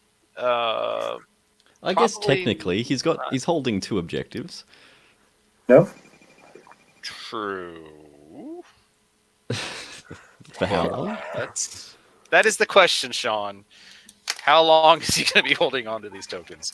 Yeah, I don't know. Is this? I think it was mentioned at the cast. I think it was earlier today, but it's like when you have so many questions asked by your opponent for you, you just sort of get in your own head, and to be DJ Khalid, congratulations, you done played yourself. He's just sort of not quite doing what he needs to be trying to do to, get into combat. Because, like I said, this will be. Now we're on the top of 3. This will be, another turn. The Soul Reavers aren't doing anything. Mm-hmm. Yeah, and Morgoth too. And Morgoth's looking like he's not doing much either. So, yeah, he's got lots of points just sitting around that haven't been able to do much yet. Right. Yeah. And also giving Andrew time to maneuver and find the best spots for that inevitable He's done charge. a really nice job protecting his backfield. I mean, so far his zombies have had about as much play into this thing as the Soul Reaver have and Whites have. So, more so, they're getting into combat. MVP. MVP. Felix, could you do a review? Which tokens are still up? So looks like the one over here by the zombies on the left, the one right south of the obsidian golems, one behind the church or whatever this building is, on Andrew's side on the right hand corner, and then I think it's just the one back on this back corner of the right Soul Reaver infantry regiment, right? AG's middle grotesque, they're actually sitting on one. So they're sitting on one. Gotcha. So it's if you zoom in, you can see it by a millimeter sort of thing. Or so if you go over to the right, keep going. Yep, keep going. just Right there. Oh, there it is. Okay. Gotcha. So there's only been one burned off, looks like, or 2. One at the top. One was burnt. Yeah, the top center was burned. What about the one where the half-breed champ is? Because there was one there at the start of the game. Are the wraiths sitting on top of that? I wouldn't be able to tell you. It's probably the race on top of it if it's still there. If it's still there. I don't remember him stating if he had burned it off. Let's scroll 8 million messages ago. See if... Yeah, says, the undo of the White's Horde. The undoing of the White's Horde just adds a couple of the scrolls, doesn't it? Right. I'm gonna just keep going. How does Mike go playing on a chess clock? Matt Kroger thinks he's playing at light speed at the moment. I've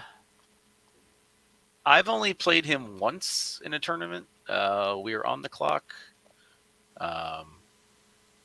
But that was definitely a game where dice favored him or favored me versus him. So I think the clock was kind of an irrelevant thing in that game. So yeah, Mike did burn one token at the bottom of or the top of 2, but I don't remember which one he had burned. So that would have been the one where the half-breed champ is, because he surged the zombies up to it. And then it did end up burning. And then burn it. Gotcha. Yeah. All right. So we have. Go ahead. Yeah. Well, it's actually, when I played Mike, that was like his first one of his first major GTs playing his undead, so it was kind of yeah. Yeah, that was the one Benson, where he Mhm. put a Soul Reaver cavalry and infantry regiment into my Basilean men arms with spears, and then Snake Eyes 2 turns in a row, and just was able to. Snake Eyes 2 turns in a row. Yeah, Wow. yeah. They tanked a lot of wounds. Yeah, and he wasn't even done with Snake Eyes. He actually had another one later on in the game, and it was just not a good game for Mike. It wasn't anything for me. It wasn't my masterous, tactics and strategy. It was just Mike's dice were just like, you know what, Felix wins this one today. So Always Jeff, come you're gonna full say circle. it all Benson, comes full circle. Yeah. did you go to the CanCon before Matt Kroger ran it, the one that Guns ran? You mean the good one? Yeah. No, so it was one of the first second edition ones. CanCons. Yeah, and it was an interesting one because playing on the clock was optional. And so, as I'm sure we can all appreciate, trying to run a tournament where playing on the clock was optional. The final game, I think, was AG versus Nick Hohen, and they were literally measuring out everything 6 times just to make sure everything was in the right spot. And yeah, it was a great game, but I reckon if you were trying to get 3 games in at the same time, you could have. Isn't CanCon? Is that the one playing in the sauna? Yep. Okay. Gotcha. That's the big tin shed. Gotcha. That's where that expression "hydrate, hydrate, hydrate" comes from. That just sounds miserable. Really, I don't know.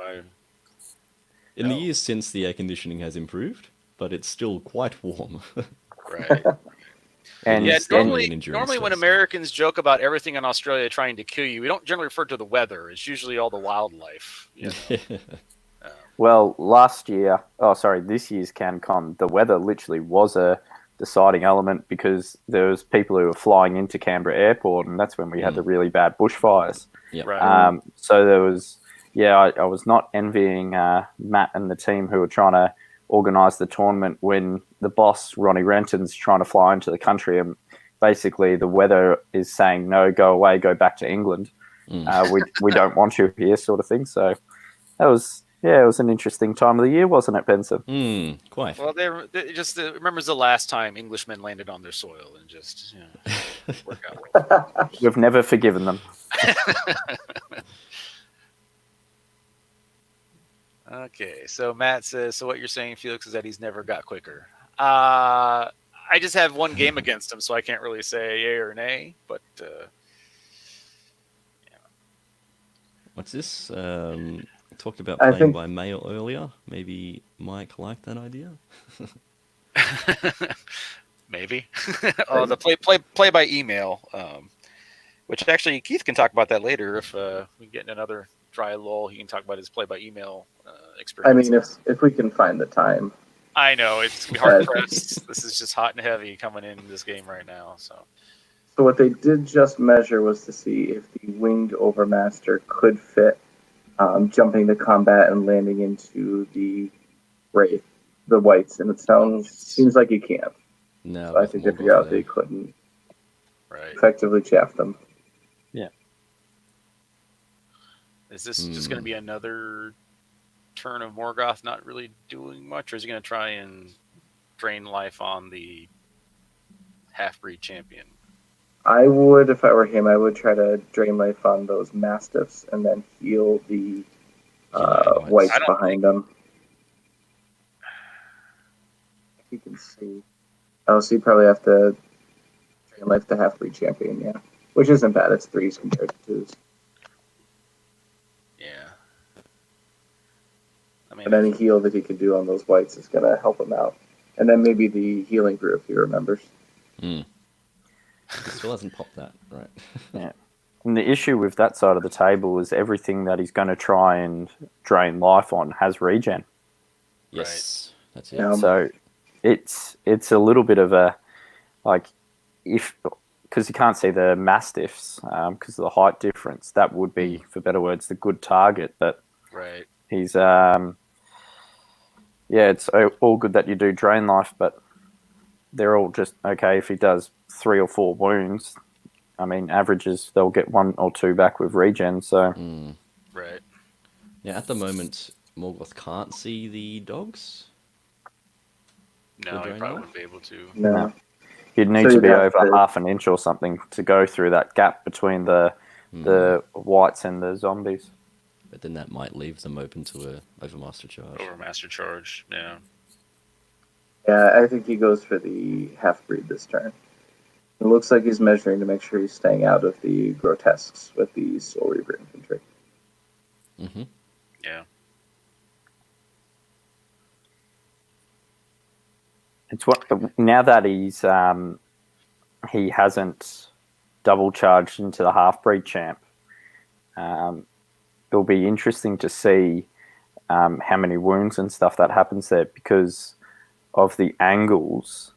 Is it possible that the half breed champ could disengage, pivot to try and get into the unit at the back, get into the whites? No whites. Disengage.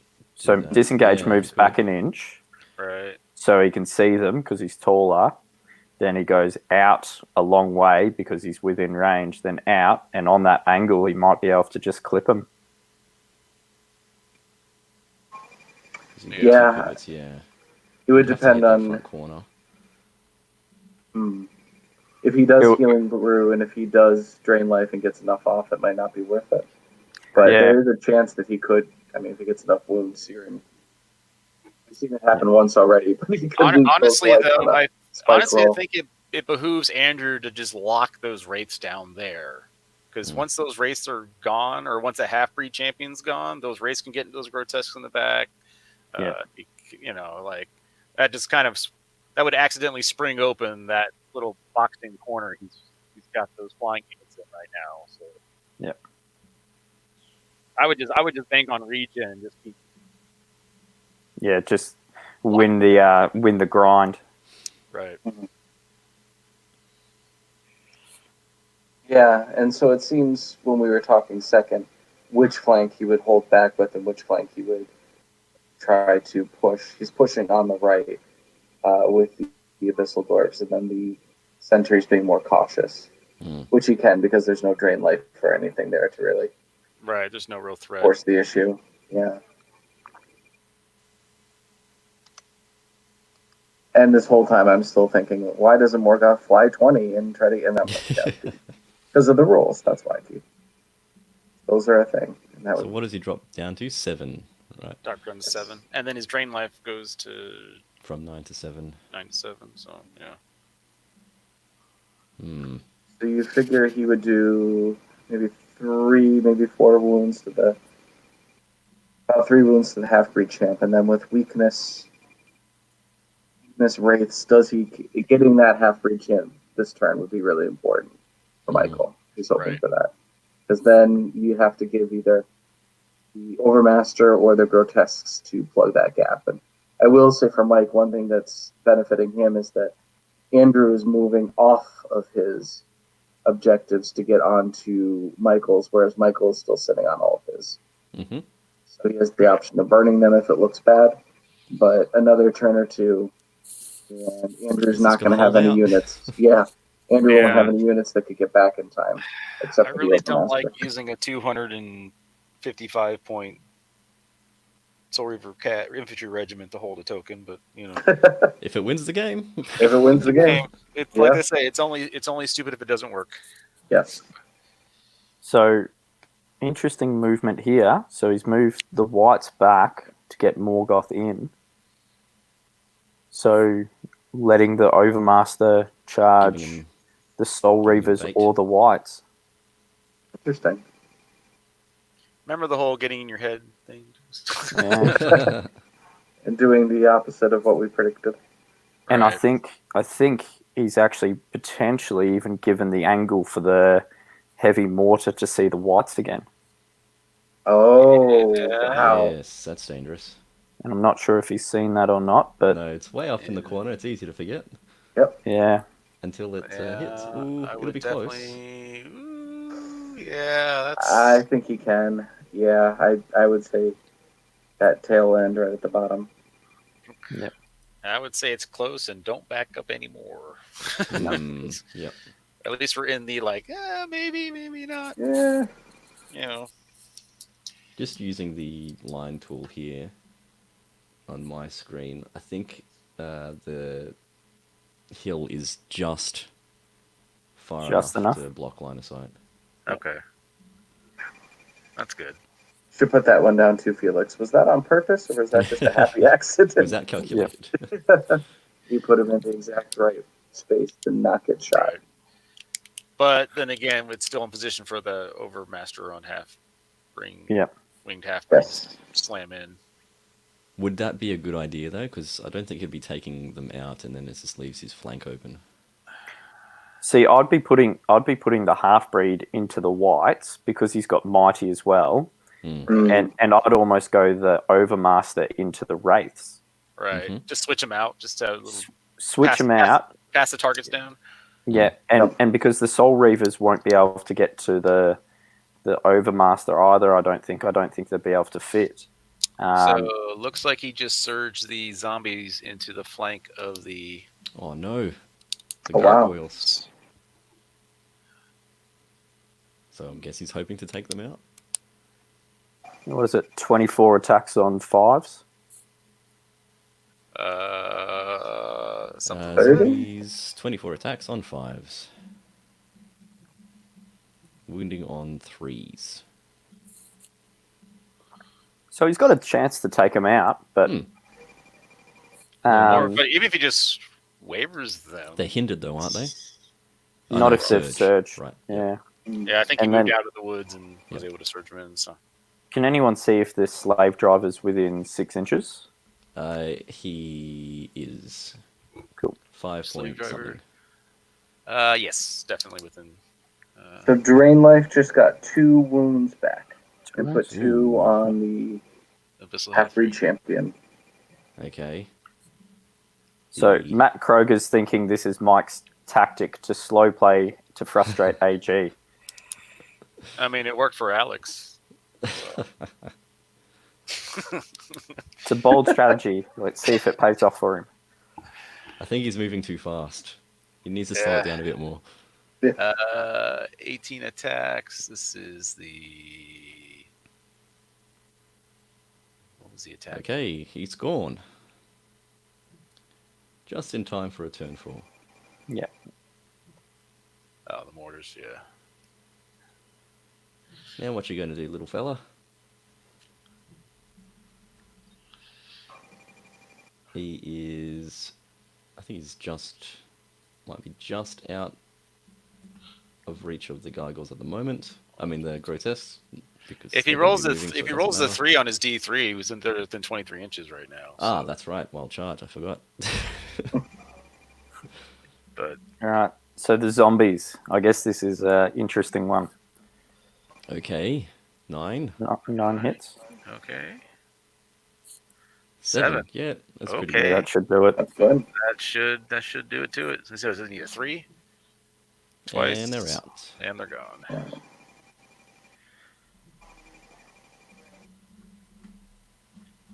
Okay. Great use of MVP. Surge. Yeah. Well, zombies have technically killed more stuff than his Soul Reavers have. So And they're going D3 forward, or back, Block or up those sideways forward. grotesques. he's Oh, he needs to wow. stop the grotesques to.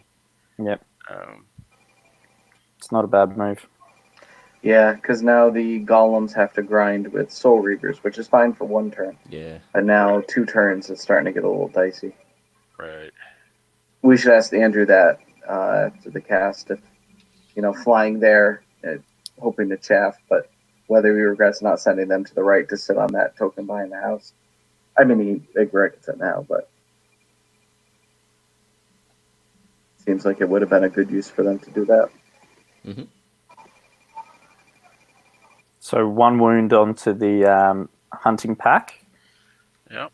and they're wavered now Ooh. with the high nerve there. That's a good outcome. Yeah. A great roll. Just what he wanted. Zombies are MVP right now.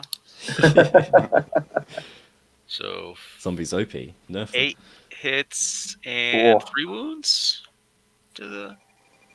Ooh. That's a 8 hits out of 10. That's a solid start. Yeah, that's solid UV. 14. We'll do it. He's It's inspiring. 414 nerf. Yeah, I think the Overmaster. Reroll. On 5 wounds plus 6. So it's up to 11. Oh, 11, so he's fine, yeah. So he's fine. Mm-hmm. Oh, that was I thought that was a 5. Looking into the screen. Okay. I mean, not that the weakness hurt or help him. No, wavered. Oh, wavered, so... Yeah, because he had the 3 wounds, so he was up to 8, and then the 6. So, oh no, actually, okay. If it was 6, that would it have been 14. Reroll. That would have reroll. So, did they miss that? He's up to 5. So maybe he's only 6 taking 5 11. damage. So he should be fine then. He should only be at 11. So he should either be a reroll or. And wasn't that unit weak as well? It didn't matter. It was But still. only did 3 It was damage. 3 either way. Oh, yeah. So. Yeah, he did 2 from drain life, and then he Okay, just so 5 total. did 3 wounds. Okay. Well, that is going to be something Andrew's going to regret finding out later. That is. Well, hang on. If he's taken 5 damage and he rolled a 6, it should be fine. Because I don't Right. think they Should have be, yeah. brutal. So either we're missing something or they're missing something. Yeah. Right. There's no brutal there or anything, is there? I don't think the Wraiths do. No. No. Wraiths, I believe. Dread from Morgoth? Oh, Dread that's from it. Morgoth. Dread from Morgoth. Yep. That's Good pick. it. Good old Morgoth. Good old Morgie doing it for us. Yep, that's Well, it. Dread. That actually blocks AG up quite significantly on that flank now. Mm-hmm. I think the Grotesque should still charge and take out those wraiths. So I think so. That role is to see if the grotesques are in the front of the zombies or not. So front of the zombies. Okay. I mean, I don't see the zombies surviving anyway, but you know, Yes. Yeah. you never know, right? It would determine if Mike gets an easy flank or has to work for it on his race. So, But they still feel it's 15. 15, And yeah. they've got, what, 18 attacks? Or has it gone up? 18 attack or for the grotesques. Yeah, 18. 18 attacks. 18 attacks on Which- 4s. Yeah, hitting on 4s, it's never guaranteed. Anyone Yeah, who's ever so- played Earth Elemental to give you good We'll just stories say, of like hitting 5 we'll just say hits. 9. We'll just say 9 wounds conservatively. That's still Yeah. 6. Yeah, that's a 6. Not So it's guaranteed. still not guaranteed. And it's one of those things, how many times does Brutal save you? Or how many times does Brutal just get you one step closer to what you wanted? Right. And if only it was brutal +1, would have killed so many things. That's why you need Maltibusu. Get that multi-brutal. Yeah.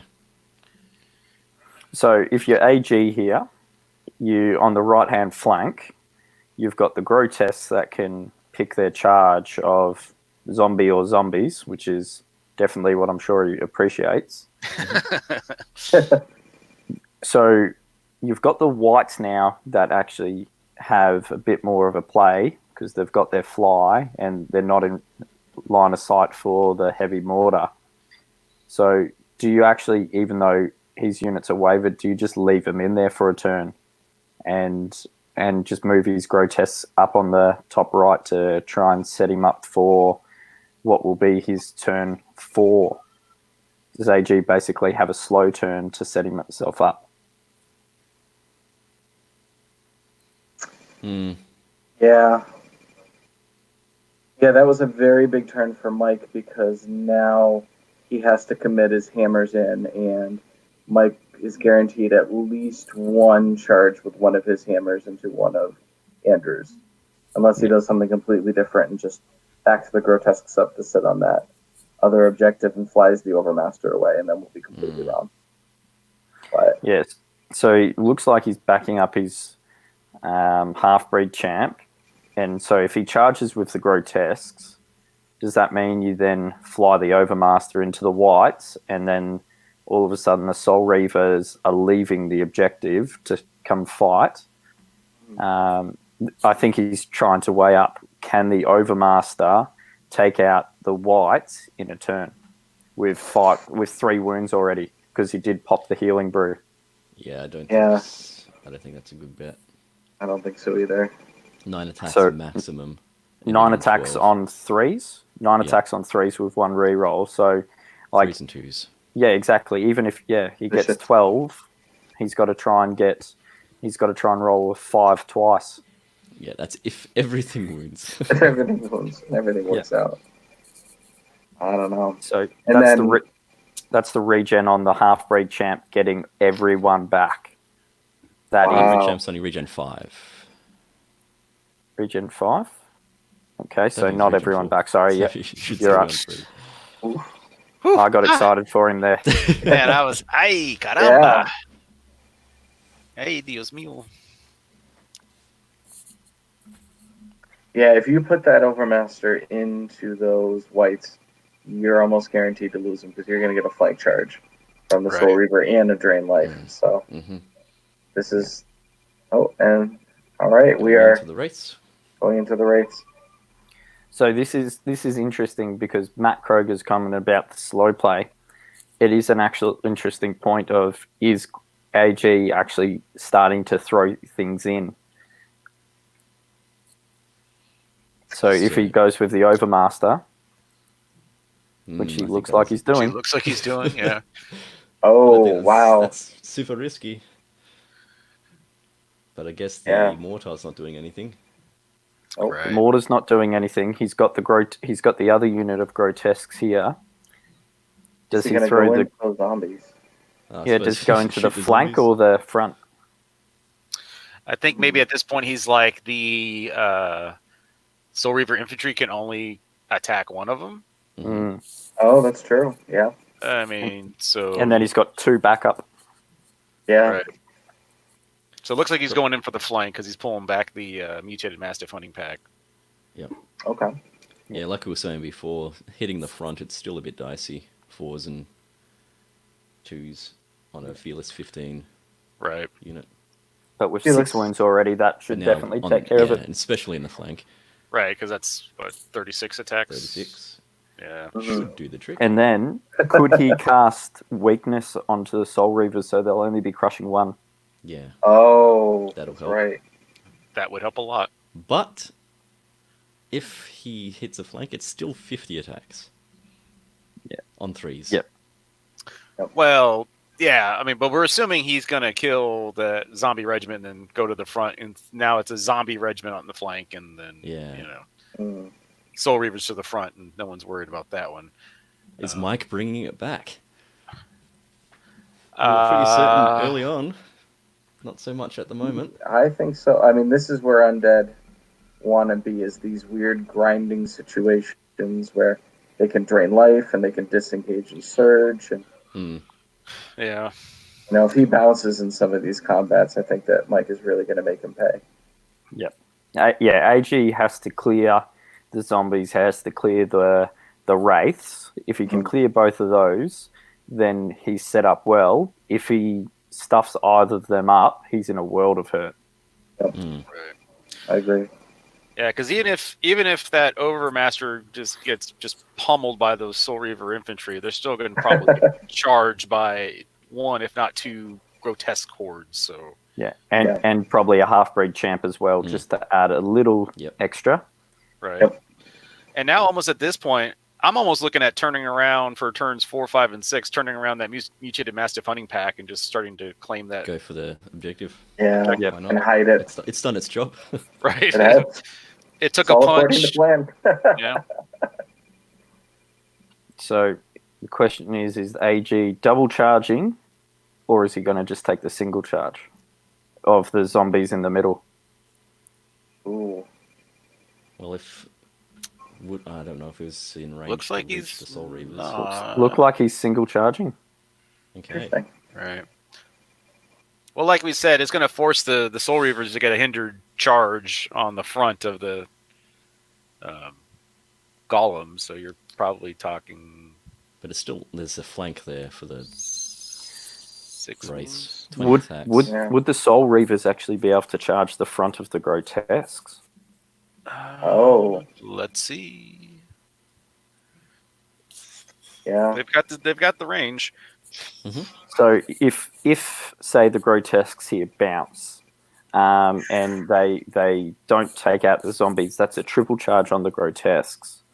Or either way, it's a double charge on the grotesque with the Soul Reavers and the wraiths. But then you've got, and I think this is the little bonus of his Surge 4. You've got your, okay, I'll just get with 1 inch of the Soul Reavers if you do go for the grotesques. Mm. Right.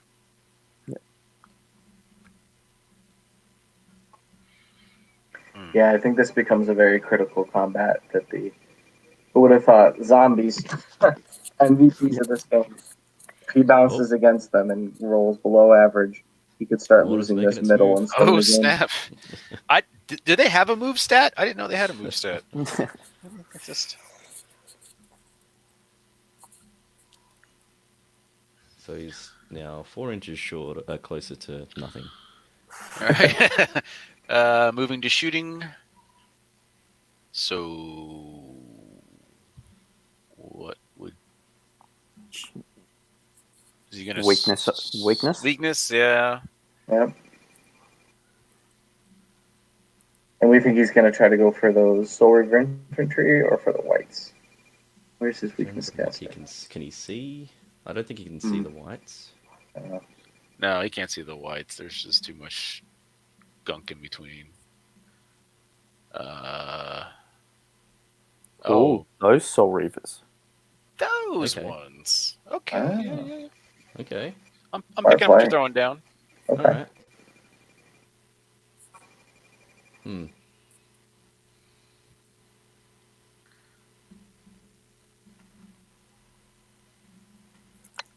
So by going for those Soul Reavers, I'd say AG's thinking he's got the right hand flank, I guess, under pretty control a confident. lot more than we did. Yup. Can't see. Can see. It's really close. Going for them. Goes off. Nah, he would be able to see because the ruler up the top isn't in the center of his caster. All right. Yep. So he would have more of an angle than it looks at the moment. So that's weak. So they're down to crushing 1. Mm-hmm. Which is a lot more favorable for whatever he's going up against. So. Mm-hmm. He just threw that ruler in there to start with to keep us on our toes. There you go. Give us something to talk about. Okay, what do we got here? Combat. The melees. Here's the big one. Oh, Oh, no. Ay, Oh, Dios mío. yep. Oh. Well, there's that luck coming back to Well, we haunt him. got 4 damage. So Weapon needs twice. an 11. 10. That's Brutal. not an Not 11. that it matters. Yeah, I thought that would Aye. happen. Ay, Dios mío. that's it'll be interesting to see how, for better words, costly that is. Mm. So now he can definitely get those wraiths into the rear of those grotesques. Mm-hmm. I wonder why he didn't try to surge the obsidian golems forward to protect. Because they would have I been a would've double hindered charge charged. anyway. Yeah. Right, but Hmm. then you, yeah, that's So he's taken off the zombies on the right. Mm-hmm. yeah. Okay. Is he not doing anything? Wait a minute, what's going on here? Easy. It's like- What is he doing? I mean, sure they're weakened, but I mean that's still a 50 attacks on 3. You want to pivot that? Andrew? Yeah, you might want to, swinging around. There you go. There it is. Still A little got bit more? surge. Flank. Yeah, he should be able to pivot a bit more to get both in the front. Yeah. Or maybe he's just thinking, well, it's a surgical zombie, so just we're not really worried. Mm. So, because it's 30 attacks, but it's 5s and 5s, so it's kind of. So should 6 be wounds on the legal. wraiths, up to 7. That'll be once, won't it? And That's it. That's it. Yeah, there you go. yeah. Okay. Well, this won't work without a lot of luck. Well, I didn't think I would say this about Andrew's list, but he deserves a little bit of luck after that last roll. I would not have said that bottom of turn 2. Yeah, so looks like that token's still there on top of the hill now that the wraiths are gone. So So, he didn't burn it. Okay. So defense 5. yeah. Yep. So 6 wounds. 6 wounds with a vicious. Pretty good. 5, they're Wraith is fine. 14. Maybe some juicy flanks this next turn. Yeah, I thought that would happen. Yeah, but like I said, it's like he can only hit one of them. right, and that grotesque horde is just licking its chops to be able to. Now, is that grotesque horde half on the hill too? Not that it needs any more crushing. Right. And I mean, Morgoth is right there too. Yeah, as long as it's not disordered, it should still be winning on 2s. All right, top of 4. Yep. So only 2 hours in, we're halfway through the game, so we're on schedule. Hey. Boys. We're not going to swan out. It should be nice and quick here. There's not much on the table. Oh, is he going to try to go for Really, a rear though? on the grotesques? Looks like And I it. don't think there's Oh. all that much finesse movement that needs to go on at the moment. Mm-mm. Some Are you pretty talking about the obvious wraiths there, choices. Keith? Or Yeah, on the left.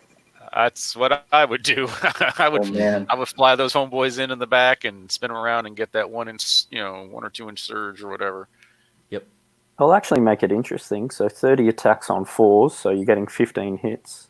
And then you're wounding on 4s as well. So 7 wounds is more than I guess you'd normally. Right, and then you have the zombies fighting, so maybe 1 or 2 on top of that. So puts them up at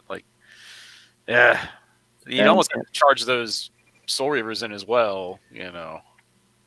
Yeah, if he was to actually triple charge in, double charge and then surge in, you're giving yourself actually a decent chance to pop the grotesques, and then you've got the golems who are going to have to figure out what to do. Right, because then you would probably just back up the zombies and spin the Soul Reavers around. Yeah. I think that's one of the things I really love about this game is that even a turn ago, I would have said, okay, for Mike Adkins, that right flank is really good and he's going to lose the center. And then a turn later, I'm like, oh, this center is looking really good for Mike Adkins. And the right flank, not so much. Just in a turn with no artillery either. Yeah, I think it was a mistake not charging the golems into those zombies just to clear it, and then you can both pivot. Yeah, hitting on 4s will break your heart when you really need it. Yep. That was a pretty tragic roll. Oof. What is he doing? So what's this roll we're doing? Oh, wild charge. Okay, so I think he's still out. Let me go look at that because I think he was out anyway. I thought it was 20. It's 2022. Said he just moved him 20. Well, maybe it's the 9. corner that he was hitting. Closest point. I could see that. And then that actually makes it interesting. Do you not go with the Soul Reavers now because you're getting 6 more attacks? All of a sudden, that grotesque unit is actually quite a good chance of disappearing. Yeah. Yeah. I find wraiths do a surprising amount of damage when they hit a flank or rear of anything. Yep. Right. Does Mike Adkins burn the token on the lower right this turn? Lower right, where the The one that the Soul Reavers Reavers. Yeah. Yeah. are. Yeah, I would. I wouldn't be confident in my own abilities to hold that. Yeah. Right, especially when you got a heavily damaged white horde, a zombie regiment, and versus 2 grotesque hordes and a flying dragon. And the And a Abyssal half-breed. Half-Breed champion, and a hexcaster, and artillery if you ever decide to poke your head out. Yeah, it's... Because that leaves 4 tokens off. Yeah, 4 tokens on the board, and there's the potential that AG loses his flyer, so his speed, and then all of a sudden it's a 2v2. Yeah. And that top right is not guaranteed as long as Morgoth is still in play. Yep. Because it just Accurate. takes one round with Morgoth, and then those Mastiffs are gone. And I he guess- may trade Morgoth, even if it loses it to the half-breed, just to deny him that point. Yeah. Yeah, the half-breed is now in the position to get Morgoth. And unless Morgoth backs up, you'd be able to catch him. Because he's faster, the half-breed. All right. So he's moving the wounds. He's going for the quadruple charge. Issue with the half-breed, he's not halfway on the hill, so if you just pull Morgoth off the hill... I can't see him. Yep.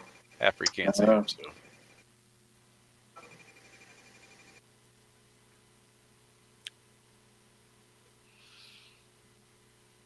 I thought it was if the leader point was touching the Yeah, I hill. was just thinking. I can see him, yeah. Yeah, you just don't get the bonus of...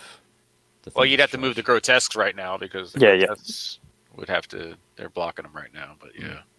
So, and here's the flip side for Mike. If he doesn't pop the grotesques here, he's got... I was going to say he was going to have golems in the rear of the Soul Reavers. Exactly, yeah. So, looks like he's taking that one back. Yep.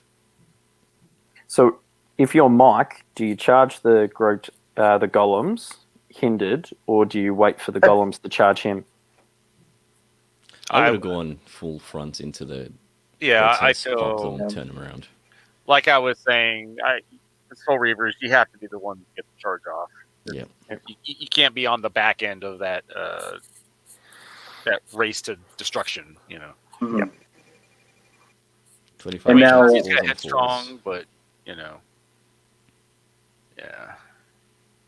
And in this grind, it would be 3 units that the grotesques would have to chew through before that they can come and help out the obsidian golems. I think this is a perfect situation for Mike. Right. And if the grotesques do survive, they've only just got that crushing 1 because they'll be disordered and they're losing their thunderous 2. Yep. Yeah, and then all of a sudden the zombies might not actually go it for another turn. Especially if AG rolls the way he just did. Yeah, so it would become, right now it looks like 4 tokens on the right can be claimed, if everything goes well, it can be claimed for Andrew, and then 3 for Mike. So I would think that Mike would burn that token, and I hope he does for his sake, because that right flank looks like it's going to collapse pretty soon. Right. It'll be interesting to see if Mike did intend to burn the token in that first or second turn, and if he just didn't, or what the go was, because he definitely typed saying he was going to burn it, but it's still on the table, and if it's on the table, I guess you have to play that it's still there, if that makes sense, unless the conversation says otherwise. Right.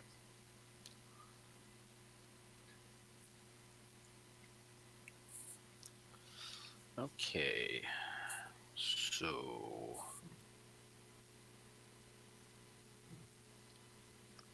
All right. Maybe they're looking to see... Getting him to straighten up. Yeah. Definite flank. Yeah, well, most def. There we go. Oh. Bit of a tease. Oh. Oh. What's going on? Is he doing what I always do and accidentally locking the y-axis and just zooming tokens all around? Oh, man. Now anticipation. Which one is he going to do? You'd think he'd have to go into the Overmaster. It's just entertainment right now. You know, he's just giving the fans what they want. There's anticipation. There's... Oh, Saucy. And interesting. then zombie flank Uh, with a surge. actually, they might be a flank already right now. I think Maybe. they are a flank already. Wow. Okay, Yeah. there you go. Can we? Can you put in the questions to ask later, Felix, with the grotesques on 4? Did he intentionally leave them in the flank instead of pivoting the extra inch, or Right. is that just an oversight? So hindered zombies, were they touching the water down the bottom, were they? I don't remember. Because all of a sudden, if, hindered on 6s, Yeah, because they moved. How did they move? They moved. Yeah. Yeah. They might have been out, actually.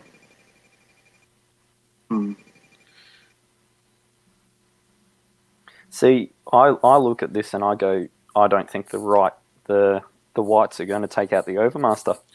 I don't think so either. No, I don't think they should. No, because the Overmaster was what, 17, 19 or 18? 17, 19. 17, 19? Yeah, they're not taking that out. I mean, Even but with it's- the Drain Life.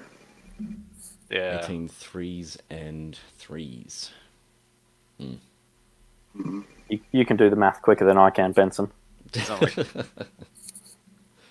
a lot of 6, numbers. something like that. So maybe 9 or 10 wounds if he gets high enough, and then add in an extra 2 from Drain Life. 3? Yeah, so not likely, but right now it looks like it would be a front from the Abyssal Grotesques, but yeah, Which will be fine. They're on 9 damage as it is. See if Drain Life works. right.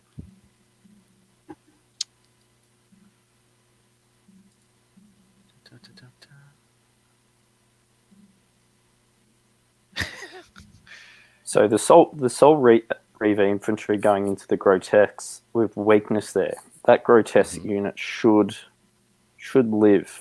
Was it a hinder charge through that water? It was Or did they just hindered go for straight the up? zombies. They went straight up. Okay, and you avoided it, sure. Yeah, I'm thinking if it was like maybe their back right corner was in the water or something like that. Like it didn't immediately seem evident that it was a hindered, but something they've probably discussed and have agreed that it's hindered. So okay.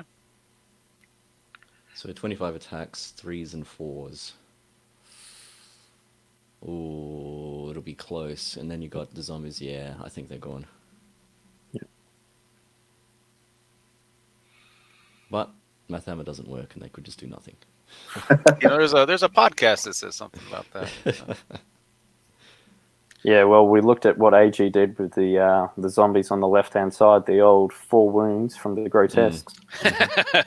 Well, that's the whole hitting on 4s thing, Yeah. It's, Oh, man. 4s will let you down. Because he had plenty of 3s in that role. Yeah. Mostly 3s. All 3s. Morgoth flying over here. Dread should apply to both. Mm-hmm. Bring him down to 16, 18. Yeah. And the Overmaster down to 16, 18 as well. Actually, Dread I think he's 15, out. 17. Yeah, I think he's out of the Overmasters Dread area, but definitely Dread on the Grots. Yeah, Grotesques of 15, 17. Yeah, it's definitely a good chance of taking them off. Did the Soul Reaver infantry just? Oh, is he just? What is he doing? He's trying to make sure that He's the confusing half-breed us, I think, champion can't charge. Morgoth afterwards. Yeah. After, So yeah, if so he he's pretty confident he's reforms. taking them out. Yeah. Yeah, I was like, did that unit just stroke out? What's going on here? It's pretty presumptuous of Mike Adkins if he's already calling the combat and reforming before rolling dice. I've seen that quite a lot on some of these casts. Like people were just like, all right. Well, it's not even necessarily just calling it, but you don't want to, have that combat and then all of a sudden you're stuck there and need to reform. You're like, ah, shit, this does me no good. Yeah, I think that's one of the clear advantages of Universal Battle is that Right. getting those, like, I can pivot over a unit to see what would happen after a combat. Because on the Yeah. tabletop, you're like, well, let's see what happens. I don't know. Where will I end up? 4 successes on the surge 6, so yeah, they're in the Wow. rear. There they are.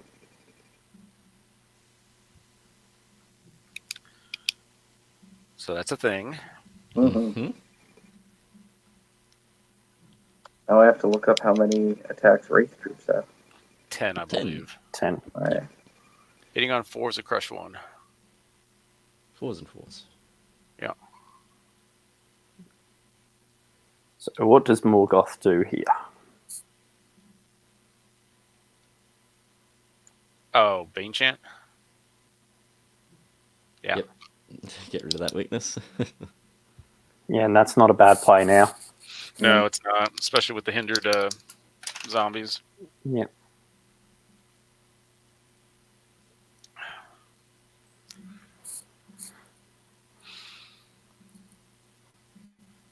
So zombies in the front doing nothing. Nothing. Yep. Guy in the Ghoul. back, 4 The hits. ghoul. Yeah. Ghouls And doing one. nothing. 1 wound. Oh, 1 wound. Yep. Yep. Crush 1. Yep. So it's all Okay. going to come down to the wraiths. Yep. So On 4s. 13 hits. 13 hits. 6, 6 7. wounds. Yeah. So Yeah. that's Quite low. that's not enough.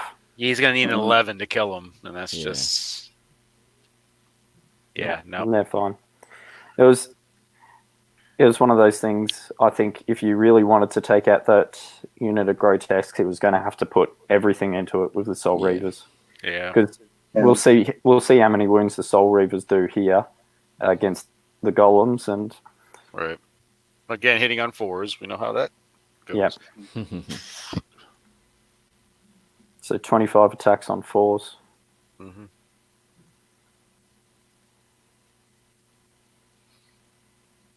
Which is interesting if it works out because our whole thing last. Ooh, that's no, it doesn't. 9 We'll hits. just, Yeah. Wow. we'll just let you know it doesn't work out. 8 wounds, It though. doesn't work But out. 8 wounds. Damage 8 converted. wounds is probably more than he would have Not enough. thought. 15, Right. not enough. 7, yeah, I'm not gonna do it. Okay. But So 8 the wounds fucking- is a Came out in the wash. start. That is Yeah. pretty substantial. That's some swingy dice right there in both directions. Yep. All averages out. And then 6 hits. So 1 wound. Mm-hmm. And it all comes down to the wavered, not wavered, the weak, and then bane chanted. 18 threes. and 11. 11 12. wounds. Ooh, it's close. So he needs a Low 6. roll. 5 with dread, right? So that Yeah. will do it. Yeah. And a That will 9. do out. it. Gone. Ooh, they're done. Boom, shakalaka laka. From downtown. And the interesting thing there is the weak and the bane chants wouldn't have made too much of a difference either way. It would have been only 2 wounds. Right. Especially with And those with- nerve rolls. We With rolled those 8 nerve 9s rolls, on, yeah. yeah. With 8 9 nerve rolls, really, it's not doesn't swing it that much more. Yeah, exactly. So Okay. I guess how much can the whites do onto the Overmaster?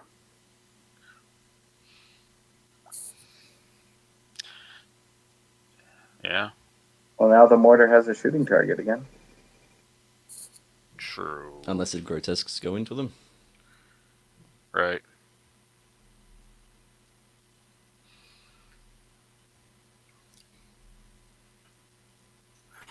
Yeah, so Well- you could use the mortar on them, and you can park the half-breed champ because he's mighty. They're going to have to go through him. I mean, they would go through him, but But they So still have 8 to do it, so yeah. yeah, 8 hits and 4 wounds onto the Overmaster, so that won't cut it. No. Nope. Cheeky Oh, double bro. 6. Yeah, we got cheeky boxcars, yeah.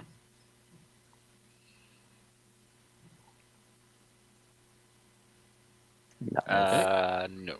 No. And interestingly enough now, the zombies control the center right Center objective. I wonder if they would... Now, you can burn tokens. Is it the beginning, the ending? End of your turn. Wonder if he would choose to do that, and that would be one. Had he burned both of those, I would feel really good about Mike's chances. The one in the bottom left, and then burning this one just now. All of a sudden, half of your opponent's army has one token. It's fighting over not much. Yeah. Yeah, and you're With still Morgoth being still in play. right. Let's see.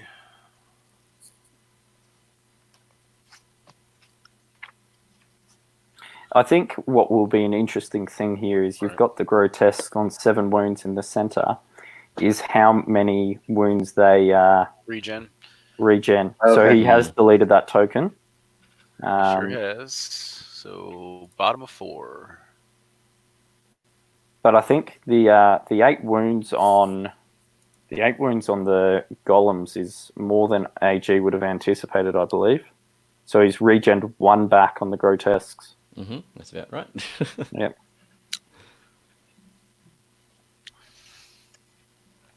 And does he do the? Let's see. Is he going to go into that Ghoulgask and try to overrun into the wraiths and then turn around?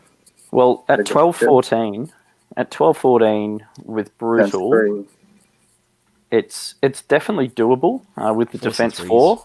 He's lost the Thunderous. Thunderous, yeah. With Vicious still on grotesques. Yeah, I so believe so. Yeah. he's still definitely got a chance.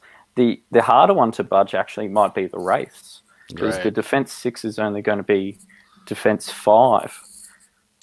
Right. Yeah, they still just crush 1 brutal and vicious. So yeah, he can still probably chew through the Ghoulgast, but especially with the race being inspired, it's gonna be a little bit of a harder ask. Yep.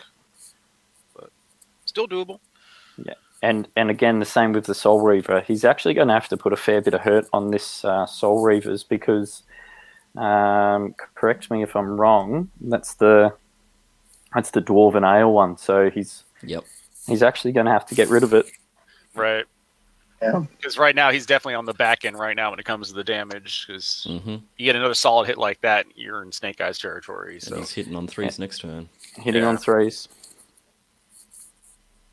Does Andrew back up those golems and try to hit the rear of the zombies, thinking that zombies, even in the rear of grotesques with 6 damage, you're getting pretty close to waiver territory. You don't want to lose them both in one round. I don't know. That's a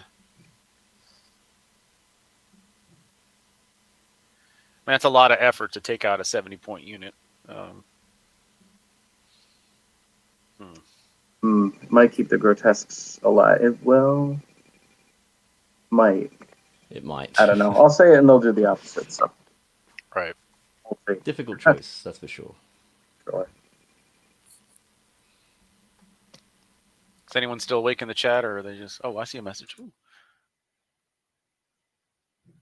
Let's see. Oh, we just lost some people. We'll be back in a second. Okay. Seemed like some. I guess apparently the kangaroo signal went up, and all the Australians have been called to defend the motherland. Secret Australian meeting. So Daniel Bird says, just tuned in, AG taking multiple grotesque hordes, bit unusual, with a laughing emoji. So it's become a trope, really, is AG taking multiple grotesque hordes. Well, he even admitted himself that, he likes those grotesque hordes. I can definitely see their appeal now, seeing them on the tabletop with the flexibility that they have without being hindered. Like the items that they put, really help. And not that we've seen the J boots used yet, but I imagine that we will at some point. Right. Against another trope, which is the 2 Soul Reaver regiments and the 2 White Horse. So really, we're breaking the mold here in this this Dash 28 late night. We're sticking with the classics. Why not? Late night TV. It's all classic reruns. Yep. So here's an undead list, and here's Ashley Mowat says, and then there were 2. It's like, well, has to sometimes to do with stamina. Sometimes, right? We're a bunch They're of winners brewing here in the another- U.S., so Yes. that's what we They're do. brewing their second pot of coffee, and we're barely hanging on with getting second drinks and pouring Yeah. more whiskey. Yeah, well, this one's it's the Summer Shiner Bock Summer Lager. It's sea salt. Ooh, So I've had that before. It's really good. yeah, not bad at all. I drank that down at Alamo for the second Masters. Nice. It was a good time. All right, looks like the Grotesques did go into the Soul Reaver Infantry. And I don't see. Okay, so the half breed, I don't know if that was intentional or not. We'll have to ask them about that after. But even with the pivot and even with measuring it, it looks like the half breed still went into Morgoth. Yep, So looks like I'm it. curious if they talked and were like, no, you can't. If you do reform, you can't block him, or he forgot to reform in such a way. Being that the half breed could see through the hill, it'd be pretty hard pressed to not to hide Morgoth from. Yeah. Only way you could do it is if you reform the Soul Reaver infantry in such a way that he couldn't fit. Or flush against the facing, but I guess they figured he couldn't do that. Right. Either So way, that's Ashley- going to be really important. Ashley says, "Please, Alex wins the stamina award for the day." So, I mean, I can't argue with that. That's No arguments here. Benson's just sitting in the wings, Felix. okay. Gotcha. You need to let him back in. Is that what we're looking for? Gotcha. Yeah. He Yeah. doesn't like being Hey, left out. there we go. How Bad was your memories from secret Bad memories Australian from his meeting? childhood being Yeah. left out as the Yep. cool kid circle. Getting That's put in the it. corner. So you one thing that happened while you guys were out, the half breed did charge Morgoth. How did he charge that if he was in his front facing? He's One gotta of those, touch one corner though. yeah, and have it. Yeah, and he wasn't flush with the back end of the back part of the Soul Reaver infantry regiment. So if they just touch that one corner, then it's legal. Then he aligns. So interesting how AG's not then, if he's charged Morgoth, he's not moving the Mastiffs back. I I'm think the surprised Mastiff about moved that up too. to take the one on top of the hill. I don't Yeah. know why, but he did. Well, he's not going to get drain life now. That's true. Yeah, I would have moved back with the Mastiffs because it's bottom of 4. Now Right. the only thing that can get back there in time is your Overmaster, and that's 300 points to sit on an objective. Maybe he thinks the Grotesques aren't going to last. Yeah. Yeah. So it looks like he has weakened the Soul Reavers, maybe? Mm-hmm. He rolled 2 dice and one was a 4. No, so that he's- was that the heavy mortar on the zombies. Oh, okay, yep. Okay. maybe? Because weakness is 3, isn't it? Yeah. Well, you know what the undead say. Every time you shoot artillery at zombies, a ghoul gas gets its wings. Is that how that works? I think it is. Sure, Yeah, it's why nice. not? Why not? But a win for undead if they're shooting. They have nothing else to shoot but Well, zombies. it missed anyway, right? Because it hit on 5s. Right. But if it was a valuable target, then you get 3 out of 4. Right. You're just too useless to die. So, if looking at the board, we should have the Overmaster take out the whites this turn. Mm-hmm. The Grotesques would need to hit out of their skins, I reckon, to take out the Soul Reavers. I agree. And then same with the Golems. I don't see AG punching through much this turn. But dice. Yeah. Dice, of course. Yeah. I mean, he did just put 2 on Morgoth with Yep. weakness, so that helps the Abyssal Half-Breed. Because did he give him Mournful Blade? I can't recall. Yes. Yeah, Good, so that's yeah. 12 attacks hitting on 3s with Crush 2, so that's 3s yeah. and 3s. So that's what, 6 wounds? Vicious. Probably 7 with vicious. Wait. Yeah. 10 hits. Yeah, so 10 hits. 10 hits will skew that math already, so Wow. 7. 7 with wounds. the vicious, Vicious. so 8 8. wounds. So up to 10. Yikes. So one 6 needs a and 6 8 twice. That's it. Nice. Good. See ya. I didn't know he actually could die. That's incredible. Yeah. And it gets rid of the inspiring on that side of the Inspiring. table. Yeah. That's and the huge. dread for any counter punches. Yeah. Yeah. So that was a big charge there from the half-breed. That was. I really like the Abyssal Half-Breed champions. They were so good for their points. Like, Another And 8 then attacks. From the point Overmaster, getting all hits, 9 hits, that's big. with the blade Wow. of slashing.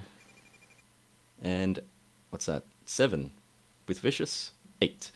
That's 16. That's double ones. That was a huge roll just then. oh yeah. Got it. Whoa! Jeez. That was Playing lucky. Playing it close. Now with that all of a sudden, even if the Grotesque don't punch this turn through the Soul Reavers, that's given AG a bit more security over this side of the board. Yeah. I'm surprised he 17-4, didn't You can take the flank. pivot the wing guy though, because there you go. Yep.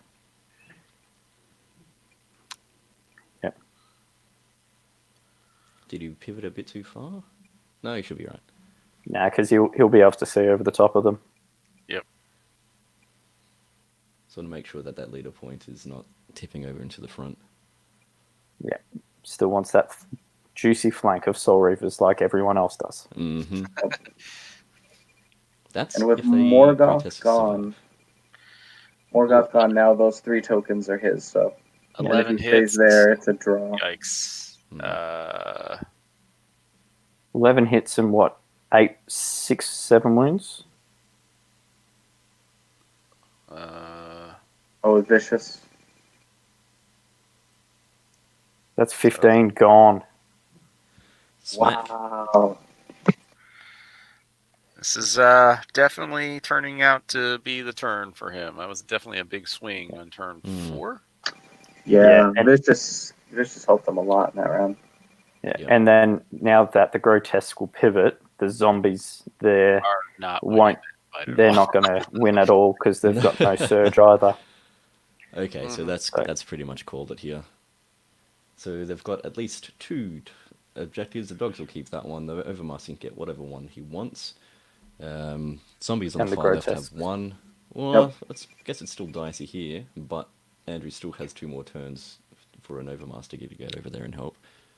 Right. So what do you do with the grotesque? You just have them go claim, or what? Take out the zombies for another turn, then pivot and get the bottom objective. Yeah. Yeah. So he's pivoted them so that the zombies will get their flank. Right. So AG's planning on in turn 5 going to get the token because he's Yeah. anticipating zombies won't cut the mustard. Won't do, and they'll just keep moving on forward. Yeah. Yeah. All right. And how many wounds has he just done on the ghoul? Because So he 4's didn't a hit well. 8, and then 5. That's That's 6. Yeah. 7 wounds, right? Because the wings and the honey maze drop its defense. Should. Oh, But do they remember that? yeah, I forgot about that. Does I didn't even Ethiopia know about factor that. in already? I don't know. Doesn't look like it. Ooh, okay. Yeah, that should be only defense 3. A 6 Waiver? and a 6 should be 12 is a waiver. Hmm. Yeah. Oh. So that's not the best outcome for AG there. Now Either I just bring will it say up I or- don't necessarily blame him for not knowing, because while certain things get calculated in the easy army, like if I get snow foxes on my Lords on Frostbang, it automatically calculates and adds that attack. Yep. If you put Wings of Honey Maze, it does not lower the defense. It automatically. doesn't, no, because it still says 4 on the sheet. But Yeah. that should be dead right there. Yeah, it should be. Yeah. Should have been 8 damage. Mhm. Yeah. So 6 So twice, on- you would have gotten it. 9 wounds onto the 9 and 8 is 17. So Reroll because of the re-roll. Oh, Oh, 7. that's a waiver. Waiver. it's a waiver. A Dwarven big ale. headstrong, big headstrong check Mm. coming up. Actually, no, it's dead with brutal. Ah, there you go. Yep. Jeez. No. Ooh, I'm confused. So they did 9 Golems wounds. are not brutal. 9 wounds plus 7 is 16. So not brutal, but Should still be enough. alive. Yeah, 15, 17. Ah, 15, 17, right. No dread, nope, okay.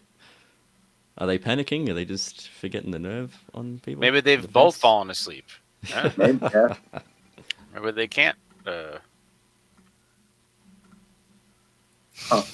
Yeah, Gulgast definitely confirmed in the rulebook. 4+. so did we miss something there, or should that Soul Reaver infantry be alive? I think the Ghoul Gas with Wings should be dead and the Soul Reaver Yep. Infantry should be alive. Yep.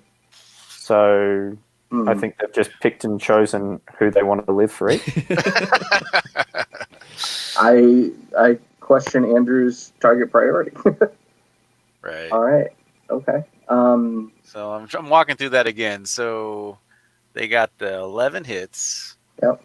They should have gotten Crushing 6 2. wounds, right? Good crushing 2. Yep, And vicious. then 3, so 9. Mm-hmm. So 17 and 16. So yeah, that should have been wavered. Wavered. Yeah, I think they thought that they had brutal, and these columns don't have brutal. 24 Okay. into the flank.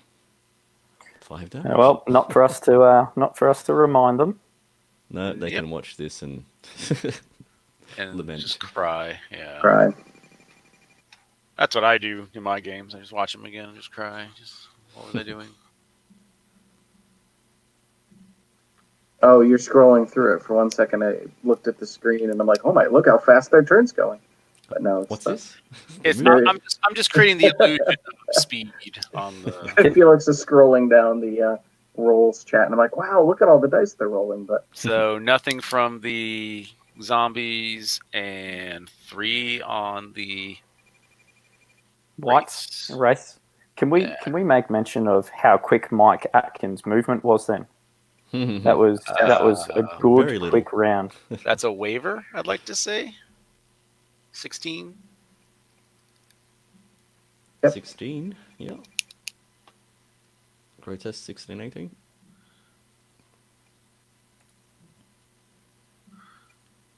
So Now, 5. so the Overmaster is just gonna, Do whatever he wants. yeah, Do whatever the hell he wants. probably run up and get that one on the top. He's the The only one zombies that can might do be it. able to. Did they do the combat on the right hand side, or did we? They did. They Yeah. whiffed. Oh, was that the 5 24 damage. attacks? Yep. Yeah. But I mean, what's the chances of them actually doing something? You know, it's like, Yeah.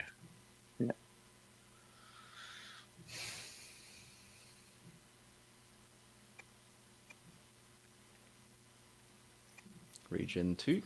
So, do you double charge the zombies on the right hand side with the Overmaster and the half-breed champ, and anticipate that the Overmaster can fly away in turn 6? Or is No, that cutting it a bit too close? I'd play it safe and just put the Overmaster up there and let the half-breed chef. Being mighty. Half-breed. Grotesque Region 2. Yeah.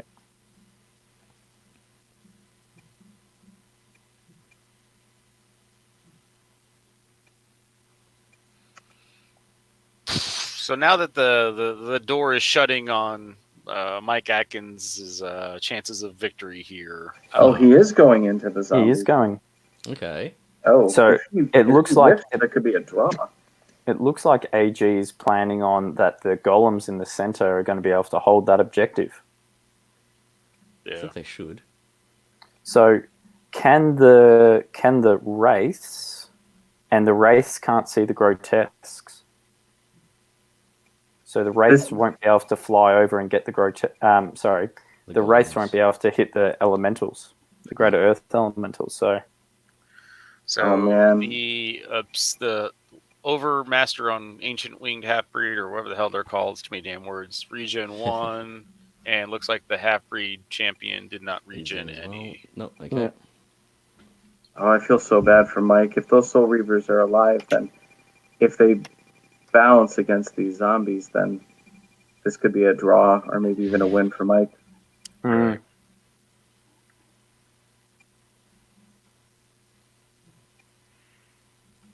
All right, is that Hex or Well, the Hexcaster oh, that's is moving.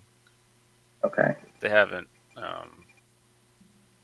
And he's moved the puppies a little bit further away. Right. I still don't understand why he didn't take him behind the building, because then you could have after he kills Yeah. it, the Overmaster just turn around and fly up on top of the hill, and now you've got 3 points to the. I guess it was, if you look at the direction they're facing, they're only speed 6. Right. So, But where they were 2 turns ago, yes, yeah, they could have just moved the double when the next turn pivoted, moved 6, and now they're within 3 inches of that one behind the thing. So it's like, whatever. What's going on here? Are they that casting turn. Hex or Weakness? That's a weakness, right? I mean, it doesn't matter. But...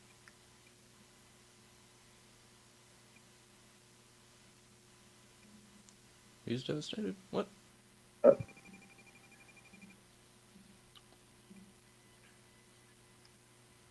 It's like they're measuring around. So Felix, you meant earlier that was the turn where we said that nothing would die, and then everything on the right flank died. Then everything died. Yeah. Because the opposite. So we should have known. Yeah. Well, I mean, we called it. I mean, in a way, we called it, right? So We did. By calling it, we knew the opposite would happen. exactly. Can't be wrong then. 4, so 25, 23. Yeah. Snakes twice. Wow. Ooh. That's my kind of rolls that people have against me. They'll always get it by like 1. I'm like, son of a. See, the Soul Reaver, the Brutal, that's going to make a huge difference, because Yeah. the units aren't going to be able to get close to the elementals now. All right, so moving to the right or backwards? You just got to be within 3, don't you? Yeah. So that, yeah. Yeah. So now they Just to make definitely sure. can't see. So they can't just fly over the top. Neither of them can. Right. Half-breed champion. 1 wound. Okay. Vicious? Yep, vicious. So 3 wounds. 3 wounds. Yep. Thank goodness for vicious. 4 hits, maybe? Or is it 6? That's 6 hits. Blade of slashing. With the Blade of Slashing. So 7. 6 wounds. 6 wounds. And vicious. 7 Okay. wounds. So 10 wounds. So I need a 5. 5 once. And he gets a 6. Got him. It's a Yep. no double once this game. Yet. Yet. Well, we're quickly running out of combat, so they really need to. Need to have. So now, what's the Overmaster pivots? So in turn 6, is that 20, and he'll be clear of the building? I can't. If you can have a look. Yeah. Oh, yeah. Yep, it'll be clear. Yeah, he can. So The back of the base should land just behind that token. Yeah. So this And is then looking now almost like a max win then for Whistledorf if he has 5 points. 1, 2, 3, 4, 5 to 1. Unless there's a 7. So where the Adkins race will kill everything. 6. All all right, what can Mike pull out of the hat here? Yeah. Well, now that the Ghoulgast and the Wraiths are both able to fight, maybe can He clear takes them that off. Yep. But Mhm. then There's again, no- it's not like the Golem's going to do anything. They're not going to stay there, I mean, they're not going to move off. They're going to stay on that token and claim it. So, I mean, it's just doing for points at this point. Yeah. And, If those Soul Reavers were alive. yep. Yeah.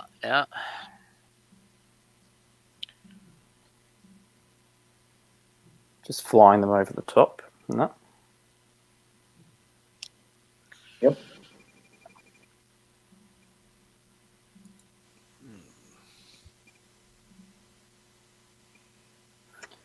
So turn 6 for Mike here.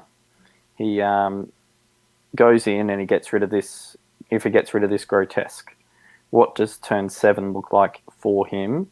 With a 23-inch charge, doesn't look like it makes a difference because he won't be able to get to the Mastiffs, won't be able to get to the grotesque down the bottom or the Overmaster, and yeah, doesn't look good for Mike from here.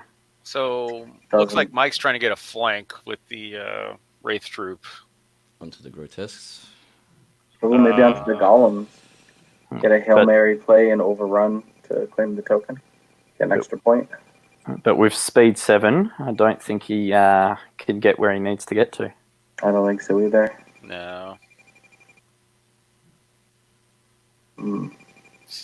Yeah, I think he just needs to try and get that, kill that Golem's horde or Grotesque horde, and then pray for 7. So yeah, looks like he's trying to get the flank of the grotesques here. Yeah. I think that's the play you need to try and get, because that straight on is just not probably likely gonna,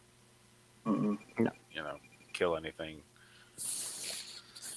I'm very curious to hear the conversation that went on about the half-breed and Morgoth and the pivoting they did, because I had thought that he would have been safe, and then if you have Morgoth still alive, those Mastiffs aren't there, and then it's looking like this could be a draw with the Soul Reavers. I'll be very curious to know what happened. He got hexed. Okay. But whatever. It's not going to matter, right? So that's the skull. Yeah. Yeah. I mean, if you're going to take a bunch of damage for hex, like turn 6 is the one to do. That's the perfect time. That's the perfect time to take all the damage from hex. Right. And with Northern King scoring, it's about how much you kill, not about what you got, what you kill. Right. So, I mean, I would definitely trade a Grotesque horde for my Necromancer.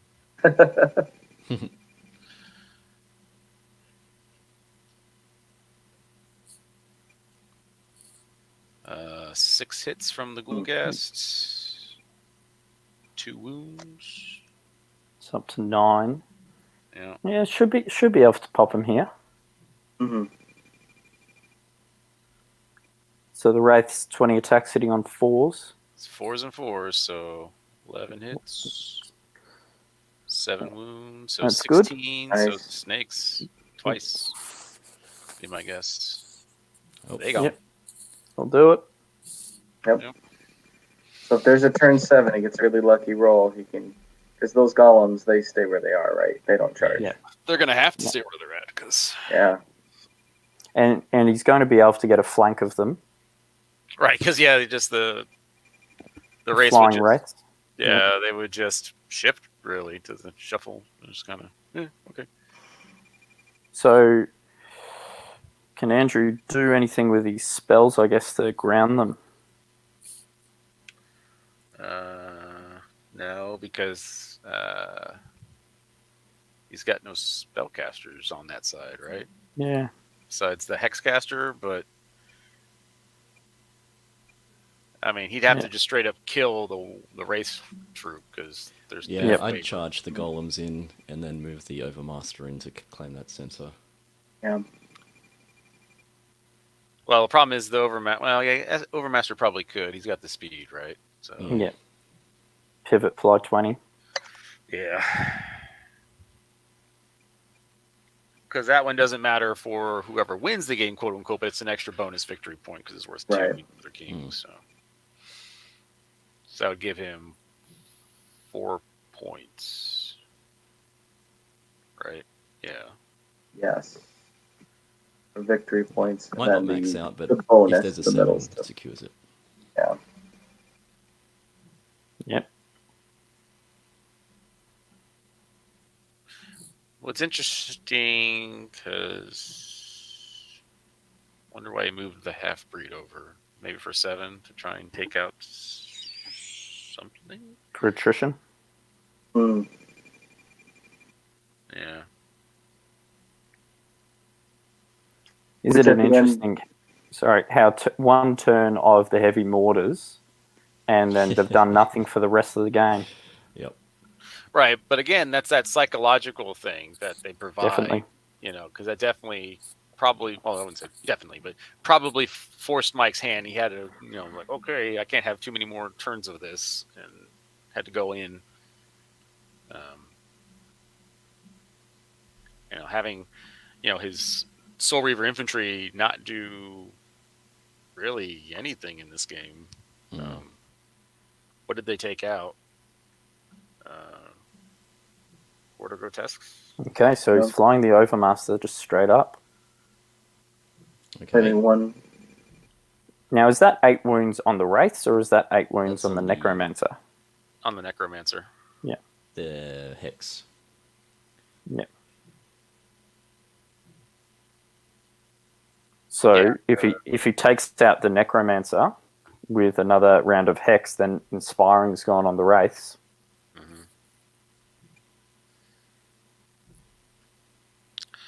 But it's still not. It's 18 attacks, 4s and 4s with the Vicious. So. Yep.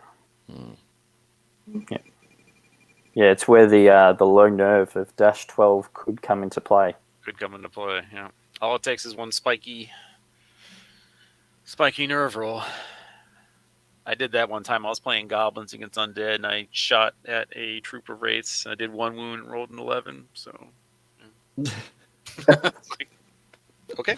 I was playing on Tabletop Simulator, and a unit of Dwarven sharpshooters went to shoot my wizard that was in cover, and rolled a 6, did 1 damage, and then took him off with a 10 twice. So that's the nerve roll. So that's going to be again because Inspiring, and it's dead. So yeah, he just needed a 3 twice at that point. So.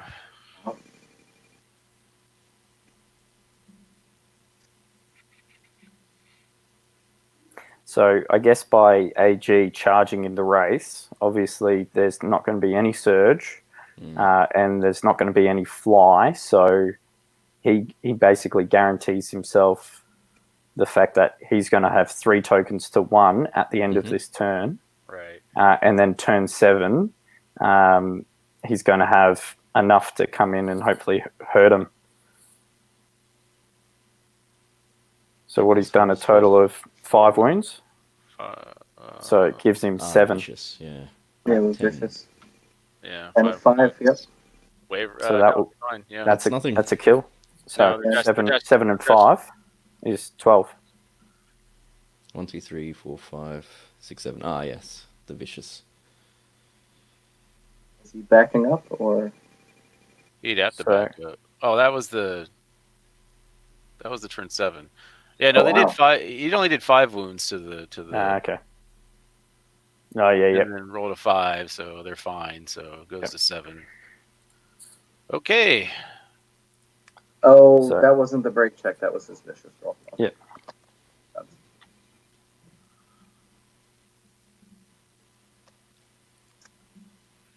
So who's going to have the heart to tell them at the end they got their nerve checks wrong? The host, obviously. Yeah. The host, yeah.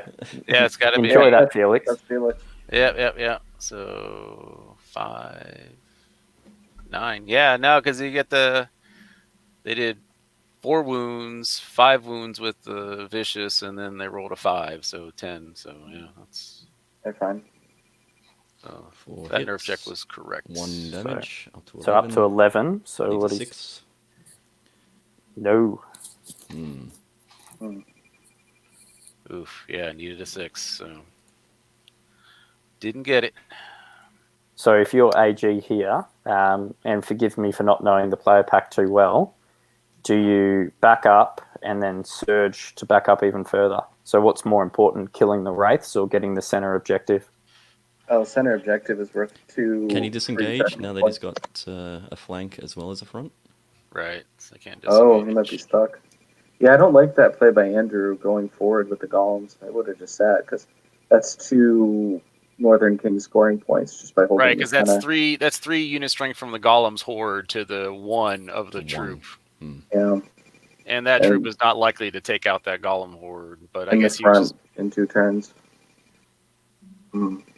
with a Well, weak casting. well, yeah, it would. Well, it wouldn't have been the front the first time. It was the last time it was going to be the front because Yeah. they killed the Surger. So here's an interesting one. He tries and takes out the ghoul, and then he goes D3 to the right, and he tries and takes out the wraith with the half-breed champ. And then he would need what to claim? Let's see. He's 4.6, I think, away. So he'd need a 2. He needs 3 up on the dice. Yeah, to move over 1, 2. Yeah, But this way, he should probably get more attrition points. Ghoulgast is what? The Ghoulgast is doable to kill and 135. sweep the wraith. Mm-hmm. Now they are recalculating the attrition points, right? They're weighting them based on if you did 2,000 or 2,300 or. Correct. Yeah, I've heard something about that. Okay. That's what So, they were getting saying. those attrition will help for the tiebreaker. And putting extra wounds into the wraiths. No good. So 120 for the raise. Ghoulgast, yeah, Ghoulgast is 15 points more expensive. So the half-breed champ trying to take the wraiths out. Mm-hmm. Ooh, not a good roll. 2 hits. Yeah. Vicious. One wound. vicious. Vicious. Whoop. Forgot What? vicious. What? What's that? I'm so confused. I think he's accidentally rolled 2 and decided to just reroll with 1, maybe. But still, Right. didn't. Okay. Okay, so That's still a kill, though. yep. 6 wounds with the 6. Yep. This is exactly like my opponent's nerve checks on me today. Just barely what he needed. Just it's like, Yep. And sometimes what he didn't. Oh. Yeah.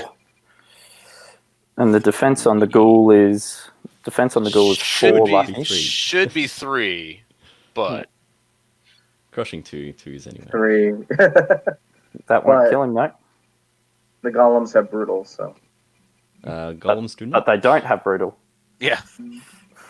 Golems do not have brutal.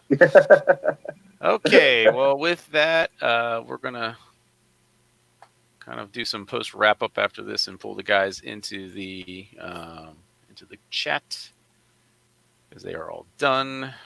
So, thoughts, gentlemen? What did we... Yeah, it was... I think it started off pretty heavily weighted to Andrew, and then it kind of started to even up a bit. Right. And then it got a bit tight towards the end, and then he just claimed it in the last 2 turns. Yeah, the wheels came off. Confirmed that, yeah. Yeah, the Soul Reavers not being able to get into combat or get the combats they wanted, that was a big part of it. Right. And I mean, turn 1 taking off your big hammer unit, I mean, that's always a bonus, and putting 5 wounds on the other one. I'd say that definitely put Mike on the back foot to start with. Right. Yeah, and hindsight is 20/20. I want to say, man, burn those tokens on the right, but at the time, the right was your strong flank. If you're Mike, you had the most hammers, and your chaff's still there, and then it just switched halfway through the game, where all of a sudden the center is competitive and the right's falling apart. Right. Yeah, and I mean, in terms of how the game's played out at the end, the Soul Reavers living in the middle, I don't see him getting across to the other 3 tokens, though. Yeah. Right. No. He would have claimed the center and gotten 2 Northern King scoring points, and then gotten 2 additional victory points. So it would have been a loss, but then probably A closer an loss. extra 5 or 6, Right. a couple extra points. Yeah, that was well. On the plus side too, it was only about 3 hours for the game. So, Yeah. hey, It could be worse. that was probably a record for today. Apparently, there are some marathon sessions for games. So, I mean, we started the cast at 8:30 Eastern Standard Time in the U.S. and it's 11:34 right now, and they're already calculating the scores and stuff like that. So, that's pretty dang good. But yeah, so while they're still kind of calculating kind of the score and all that stuff, I guess any thoughts or any other questions? If the chat is still awake at this point, if they have any questions they might want to ask our participants in the game today. I'd say looking at the two lists, I'd say AG's list was designed to take on Mike's. I mean, he got the half-breed champ in there to take out Morgoth, which happened, but vice versa. You had Mike, obviously, with the Ghoul trying to take out the heavy mortars, but the deployment of having them so far away, even with that 23-inch charge range, just it couldn't get there. Right. Yeah, And I mean, he took out the one mortar that did anything. So. right. Yeah. Bit of vengeance there. But yeah, I do think. I mean, obviously, those three hordes are grotesques. I mean, like I said, while you guys were gone, we were talking. It's a bit of a trope in Australia that he takes the three hordes. I mean, there's a reason for that. I mean, that is those are three really good units. And great use of the items on them the too. game. If I were a betting man, I would not have bet with all that drain life and flying characters, right? Yeah. Right. But in the end, how many times did Morgoth actually drain life anything? Once. Twice? I didn't even know he had Bane Champ. I'm so used to seeing the drain life in the middle of a scrum, you know? That's true. Yeah, I think he only did do drain life once, because the other time he Bane chanted the Soul Reaver infantry. Well, he didn't use Morgoth all that much in the first couple of turns. Yeah, first 3 turns, so... Yeah, I think it was AG's turn 3 where he really thought through his flanks and how everything was boxed up. He didn't give Morgoth too much of a chance to get involved. Right. Yeah. Okay, looks like we got AG. We're going to pull him in right now and just kind of waiting for Mike before we finish the post wrap-up, so... Hey, Chad. There you go. Hey. Oh, Is that entertaining for you? Congratulations. Well, thank you. yeah, congratulations. That was, Congratulations. Well played game. I put got a lot the more banner in there, so... Bumping up those stats for Australian wins. Good job. Ta-da! Yeah, I And should I'll try. knock it back down later tonight. Yeah. Have you got a game tonight? Have you been? Yeah, 7 o'clock. Nice. So, I guess while we're waiting on Mike to show up, kind of what were your thoughts generally on the game, AG? How Yeah. Look, at the end of deployment, I thought I was in a reasonable position. I knew that gun on the left side was not going to fire more than once, unless I got first turn, and that was very much the case. I was just lucky that he wavered it the first time, which meant that Gulgast was held out in that corner for an extra turn. That was really helpful for me. I knew he wouldn't leave it alone and come flying back in until it was dead. So that was just lucky. I had to just, as it was, my guns fired beautifully in the first turn and then didn't really get a chance to fire again because of the didn't need to. Yeah, They that played really- mortar paid for both of them with that. I think so. Yeah, that Allied horde. double shot and a good two high nerve rolls were very helpful. There might have been a little happy dance going on in my lounge room at that stage. Might have been, but it worked out pretty well for me. A nice tactical game where you got to think about a lot of stuff. Anytime you play the undead, you're covering your angles and covering your angles and covering your angles, and you can't cover them all. So you just got to sometimes take what you get. And then about turn 4, I was looking at, okay, so these tokens are still left. So that's where I've got to get to and working out what the best way to cover the tokens to get the win was. Mm-hmm. Bit lucky in, I think it was Mike's round 6 combats weren't very effective. Or was it 5? I think 5.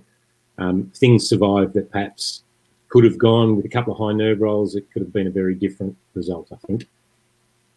Right. Yeah, I think I screwed up and I should have destroyed both of the tokens on the right side in the middle and in my deployment zone like turn 3. But I kept holding out hope that I was going to end up holding that side and would be able to crab walk some zombies over to sit on one.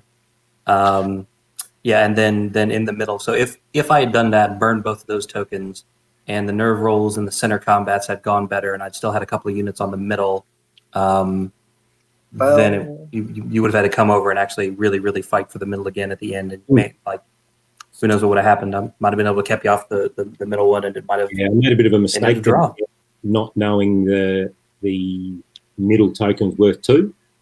I didn't realise, because in any of the competitions that we play over here, it's only ever worth the same as the other one. So it was a specific rule for the Northern Kings, I presume, that I neglected. Right, it's a Northern Kings thing. Yeah, and it's only 2 bonus points. It's not worth 2 victory points, so it's still only worth 1 for winning the game, but it's worth 2 bonus points for the final score, which is kind of weird. Yep. Yeah, this guy plays a really good game. I'm really annoyed that nobody warned me that he was really good. What the hell, guys? No, lots of people told me that I should expect a really solid tactical game, and that's exactly what I got. Whenever you face Abyssal Dwarves, you cross your fingers and brace for impact and hope that the mortars don't hit the first couple of turns. And when you lose one of your main hammer units, even though you got to go first, and even though you brought a character to fly across and kill them, you're going to be on the back foot pretty much the whole game. Right. So I didn't get a whole lot of breaks, but given the situation that I started in of deploying, really hoping I got to pick sides, and then not getting to pick sides, and then losing a hammer first turn, I think I held in there fairly well towards the end, and then turn 4 or 5, I lost that entire side because I couldn't quite get. And you kept getting nerve rolls right on that you needed, and I kept missing things by 1 a few times. So it happens. It happens, but it was a great game. Yeah, good game. I'm always at a loss as to the best time to burn those tokens and things. It's like, do we burn? The one behind the building on the top right, I nearly set up at the start to burn it, but had I done that, I'd have left myself short.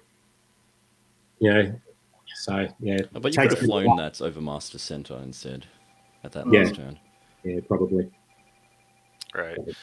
Yeah. I mean, the problem is when you didn't cement that center really until turn 5. It's just like your movement options are sort of, it's like what I do to claim the maximum amount of points, and you just kind of do what you can to get the points out. So did you guys forget about the defense drop that the wings applies to the ghoul?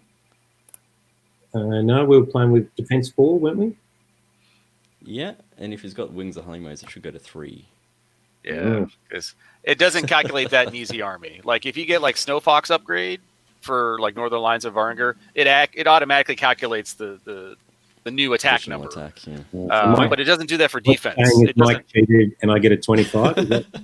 Well, yeah, but wait until the next point. Yeah, wait until the next point. So yeah. What did I do? Mike, you might want to grab a drink. Against the golems. We thought that they should have been wavered and not taken out. We thought perhaps that you were thinking that they had brutal.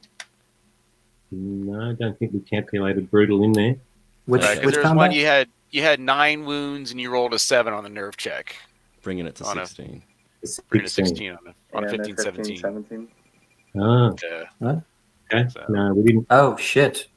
Yeah. Vampires are 15-17.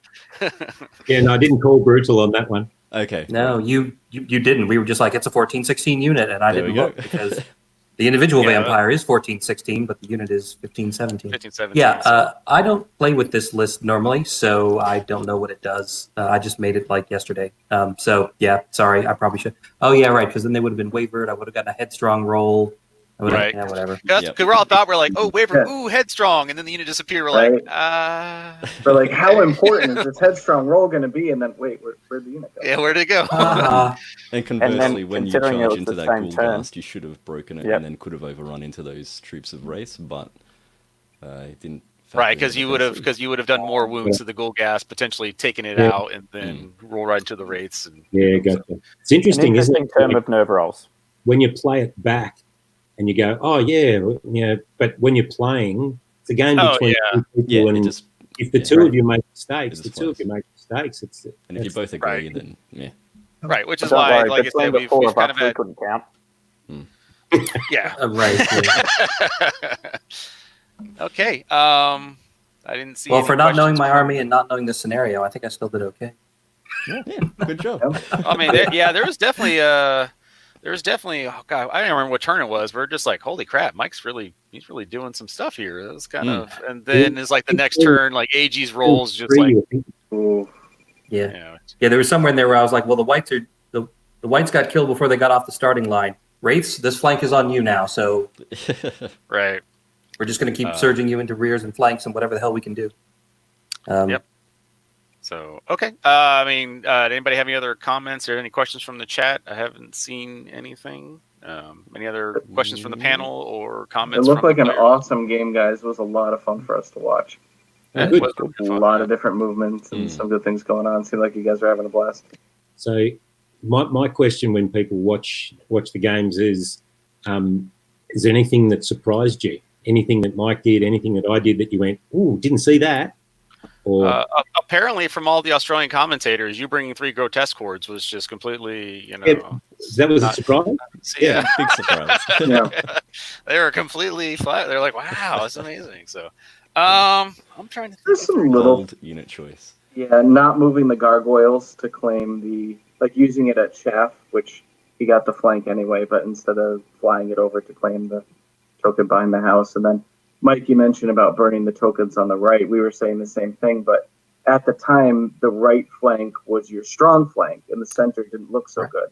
And then somehow they switched, and the right was like, oh, and the center Right, it was was like looking good. 4 or 5 or whatever. Were just Andrew's rolls were just what he needed, and just started deleting a lot of your strong flank. It's like, Sevens a lot. well, Yeah, and Benson picked your grotesques fluffing their roll against the zombies. The old hitting on 4s. It's happened too many times. With Pathfinder coming out of the forest, hitting Yeah. on 4 hits out of 18, I'm like, this is going to hurt a lot. I Get think them every time. there was one for Mike where when he put the wraiths, the ghouls, and the zombies into the grotesques, we were talking about if you're going to put the soul reavers in as well. Yeah, I thought about it. And then I was like, if I do that, I'm begging to roll snake eyes on that unit and then get rear charged by this freaking golem. So I was like, screw it, we're just going to split up. And then everybody choked on the grotesques, and I only did 7 wounds total between the 3 units. Something like that, yeah. Yeah. Yeah. The one that I was sitting here with the fingers crossed was when I moved up strongly on the right flank. In the middle, the grotesque horde in the middle, and you were tossing and turning about whether you took the charge with the whites. I realised that they were outside 6, and I went, oh, that's a big mistake. If I was sitting on your side of the table, because I'm that sort of player that will take a risk-reward situation, I'd have been charging those grotesques in the middle, because you pop them, you might get countercharged by the other grotesque horde, but I'm still way out of position. I don't have anything to clean up that flank. So I was sitting here with my fingers crossed that you weren't going to take that charge. Yeah. Yeah, that was a mistake on my part. Yeah, I felt like at that point I needed to stick to safer options, and that seemed a little riskier than I felt like taking that early in the game. Yeah. Cool. Can you tell us what was going on with Morgoth? There was a period on the right-hand side where it looked like you were positioning the Soul Reaver infantry to block the charge. Was it just impossible to pivot, or did you guys decide that he could get charged? But the Australians dropped out, and then they came back. They're like, wait, what's going on with Morgoth? What happened? Yeah, so I tried to move Morgoth. You can't land on a unit, and I was like, okay, assuming I win, I'm going to want to turn and not give a flank charge to the grotesques on the hill. So let me see what my reform would look like, and see how close I can get Morgoth to where they will be when they reform without landing on them, and then hope that he wouldn't be able to get through. And I was worried mostly about the gap between the Soul Reavers and the zombies, that if there was a gap there, he could easily run between the gap, turn, and come get me. Right. So that's why I walked the zombies forward to close the gap. But then he tried it a couple times, and he was able to get all the way around them and come in at a slight angle to touch the corner. And the corner counts as the front on individuals. So yeah, it was a legal charge. Yeah. I tried to hide him as best I could, but he brought plenty of good anti-Morgoth stuff. Yeah. And in the end, it was only the extra couple of wounds from the weakness as well. Yeah, that helped. Yeah. Ben some spoke for all of us. Ben some spoke for all of us when he said, "Are those Mastiffs still alive at the end of the game?" I did not expect them. Yeah. Yeah. Yeah, I Okay. nearly turned tail with those all together and ran them up to the one behind the building. I just thought That's what I was advocating, but then Yeah. again, they were facing the wrong direction, so it was a turn of complete reform. right. And I might not have got them there and things. So I thought it'd be easier to rely on the flyer to do it. But the only way I got the flyer to do that was being lucky enough to kill that last zombie regiment. Right. Had I not killed that last zombie regiment and we didn't get turn 7, I wasn't getting there anyway. The math's just a nimble though, so you could have pivot, move 6. The Mastiffs are nimble. I think so. Okay. I don't know. No, not so much. Okay. Vicious, crush 1 against Cav. Yeah, not nimble. Not nimble. Not All right. nimble. There you go. So. Okay. Well, I don't see any other questions in the chat. So if no other comments from the panel, we can just call it a night. And Sounds good. remember tomorrow. What's the time for the pièce de résistance? The Tom Robinson. 1 p.m. U.S. Campbell. Eastern Time, 6 p.m. British. So stay tuned. I don't know what time that is in Australia, but Future time. It's future time. Yeah. Can Tom lose top spot? he can. If he He would have draws, to lose. he would have to lose the game. I think he's like 12 points behind somebody right now, so he needs to get at least like 13 points, maybe. So if it's a draw where like all the tokens get burned and nobody lands on anything and they somehow don't kill each other, then he might not get it. Otherwise, he's got to lose top spot. Yeah.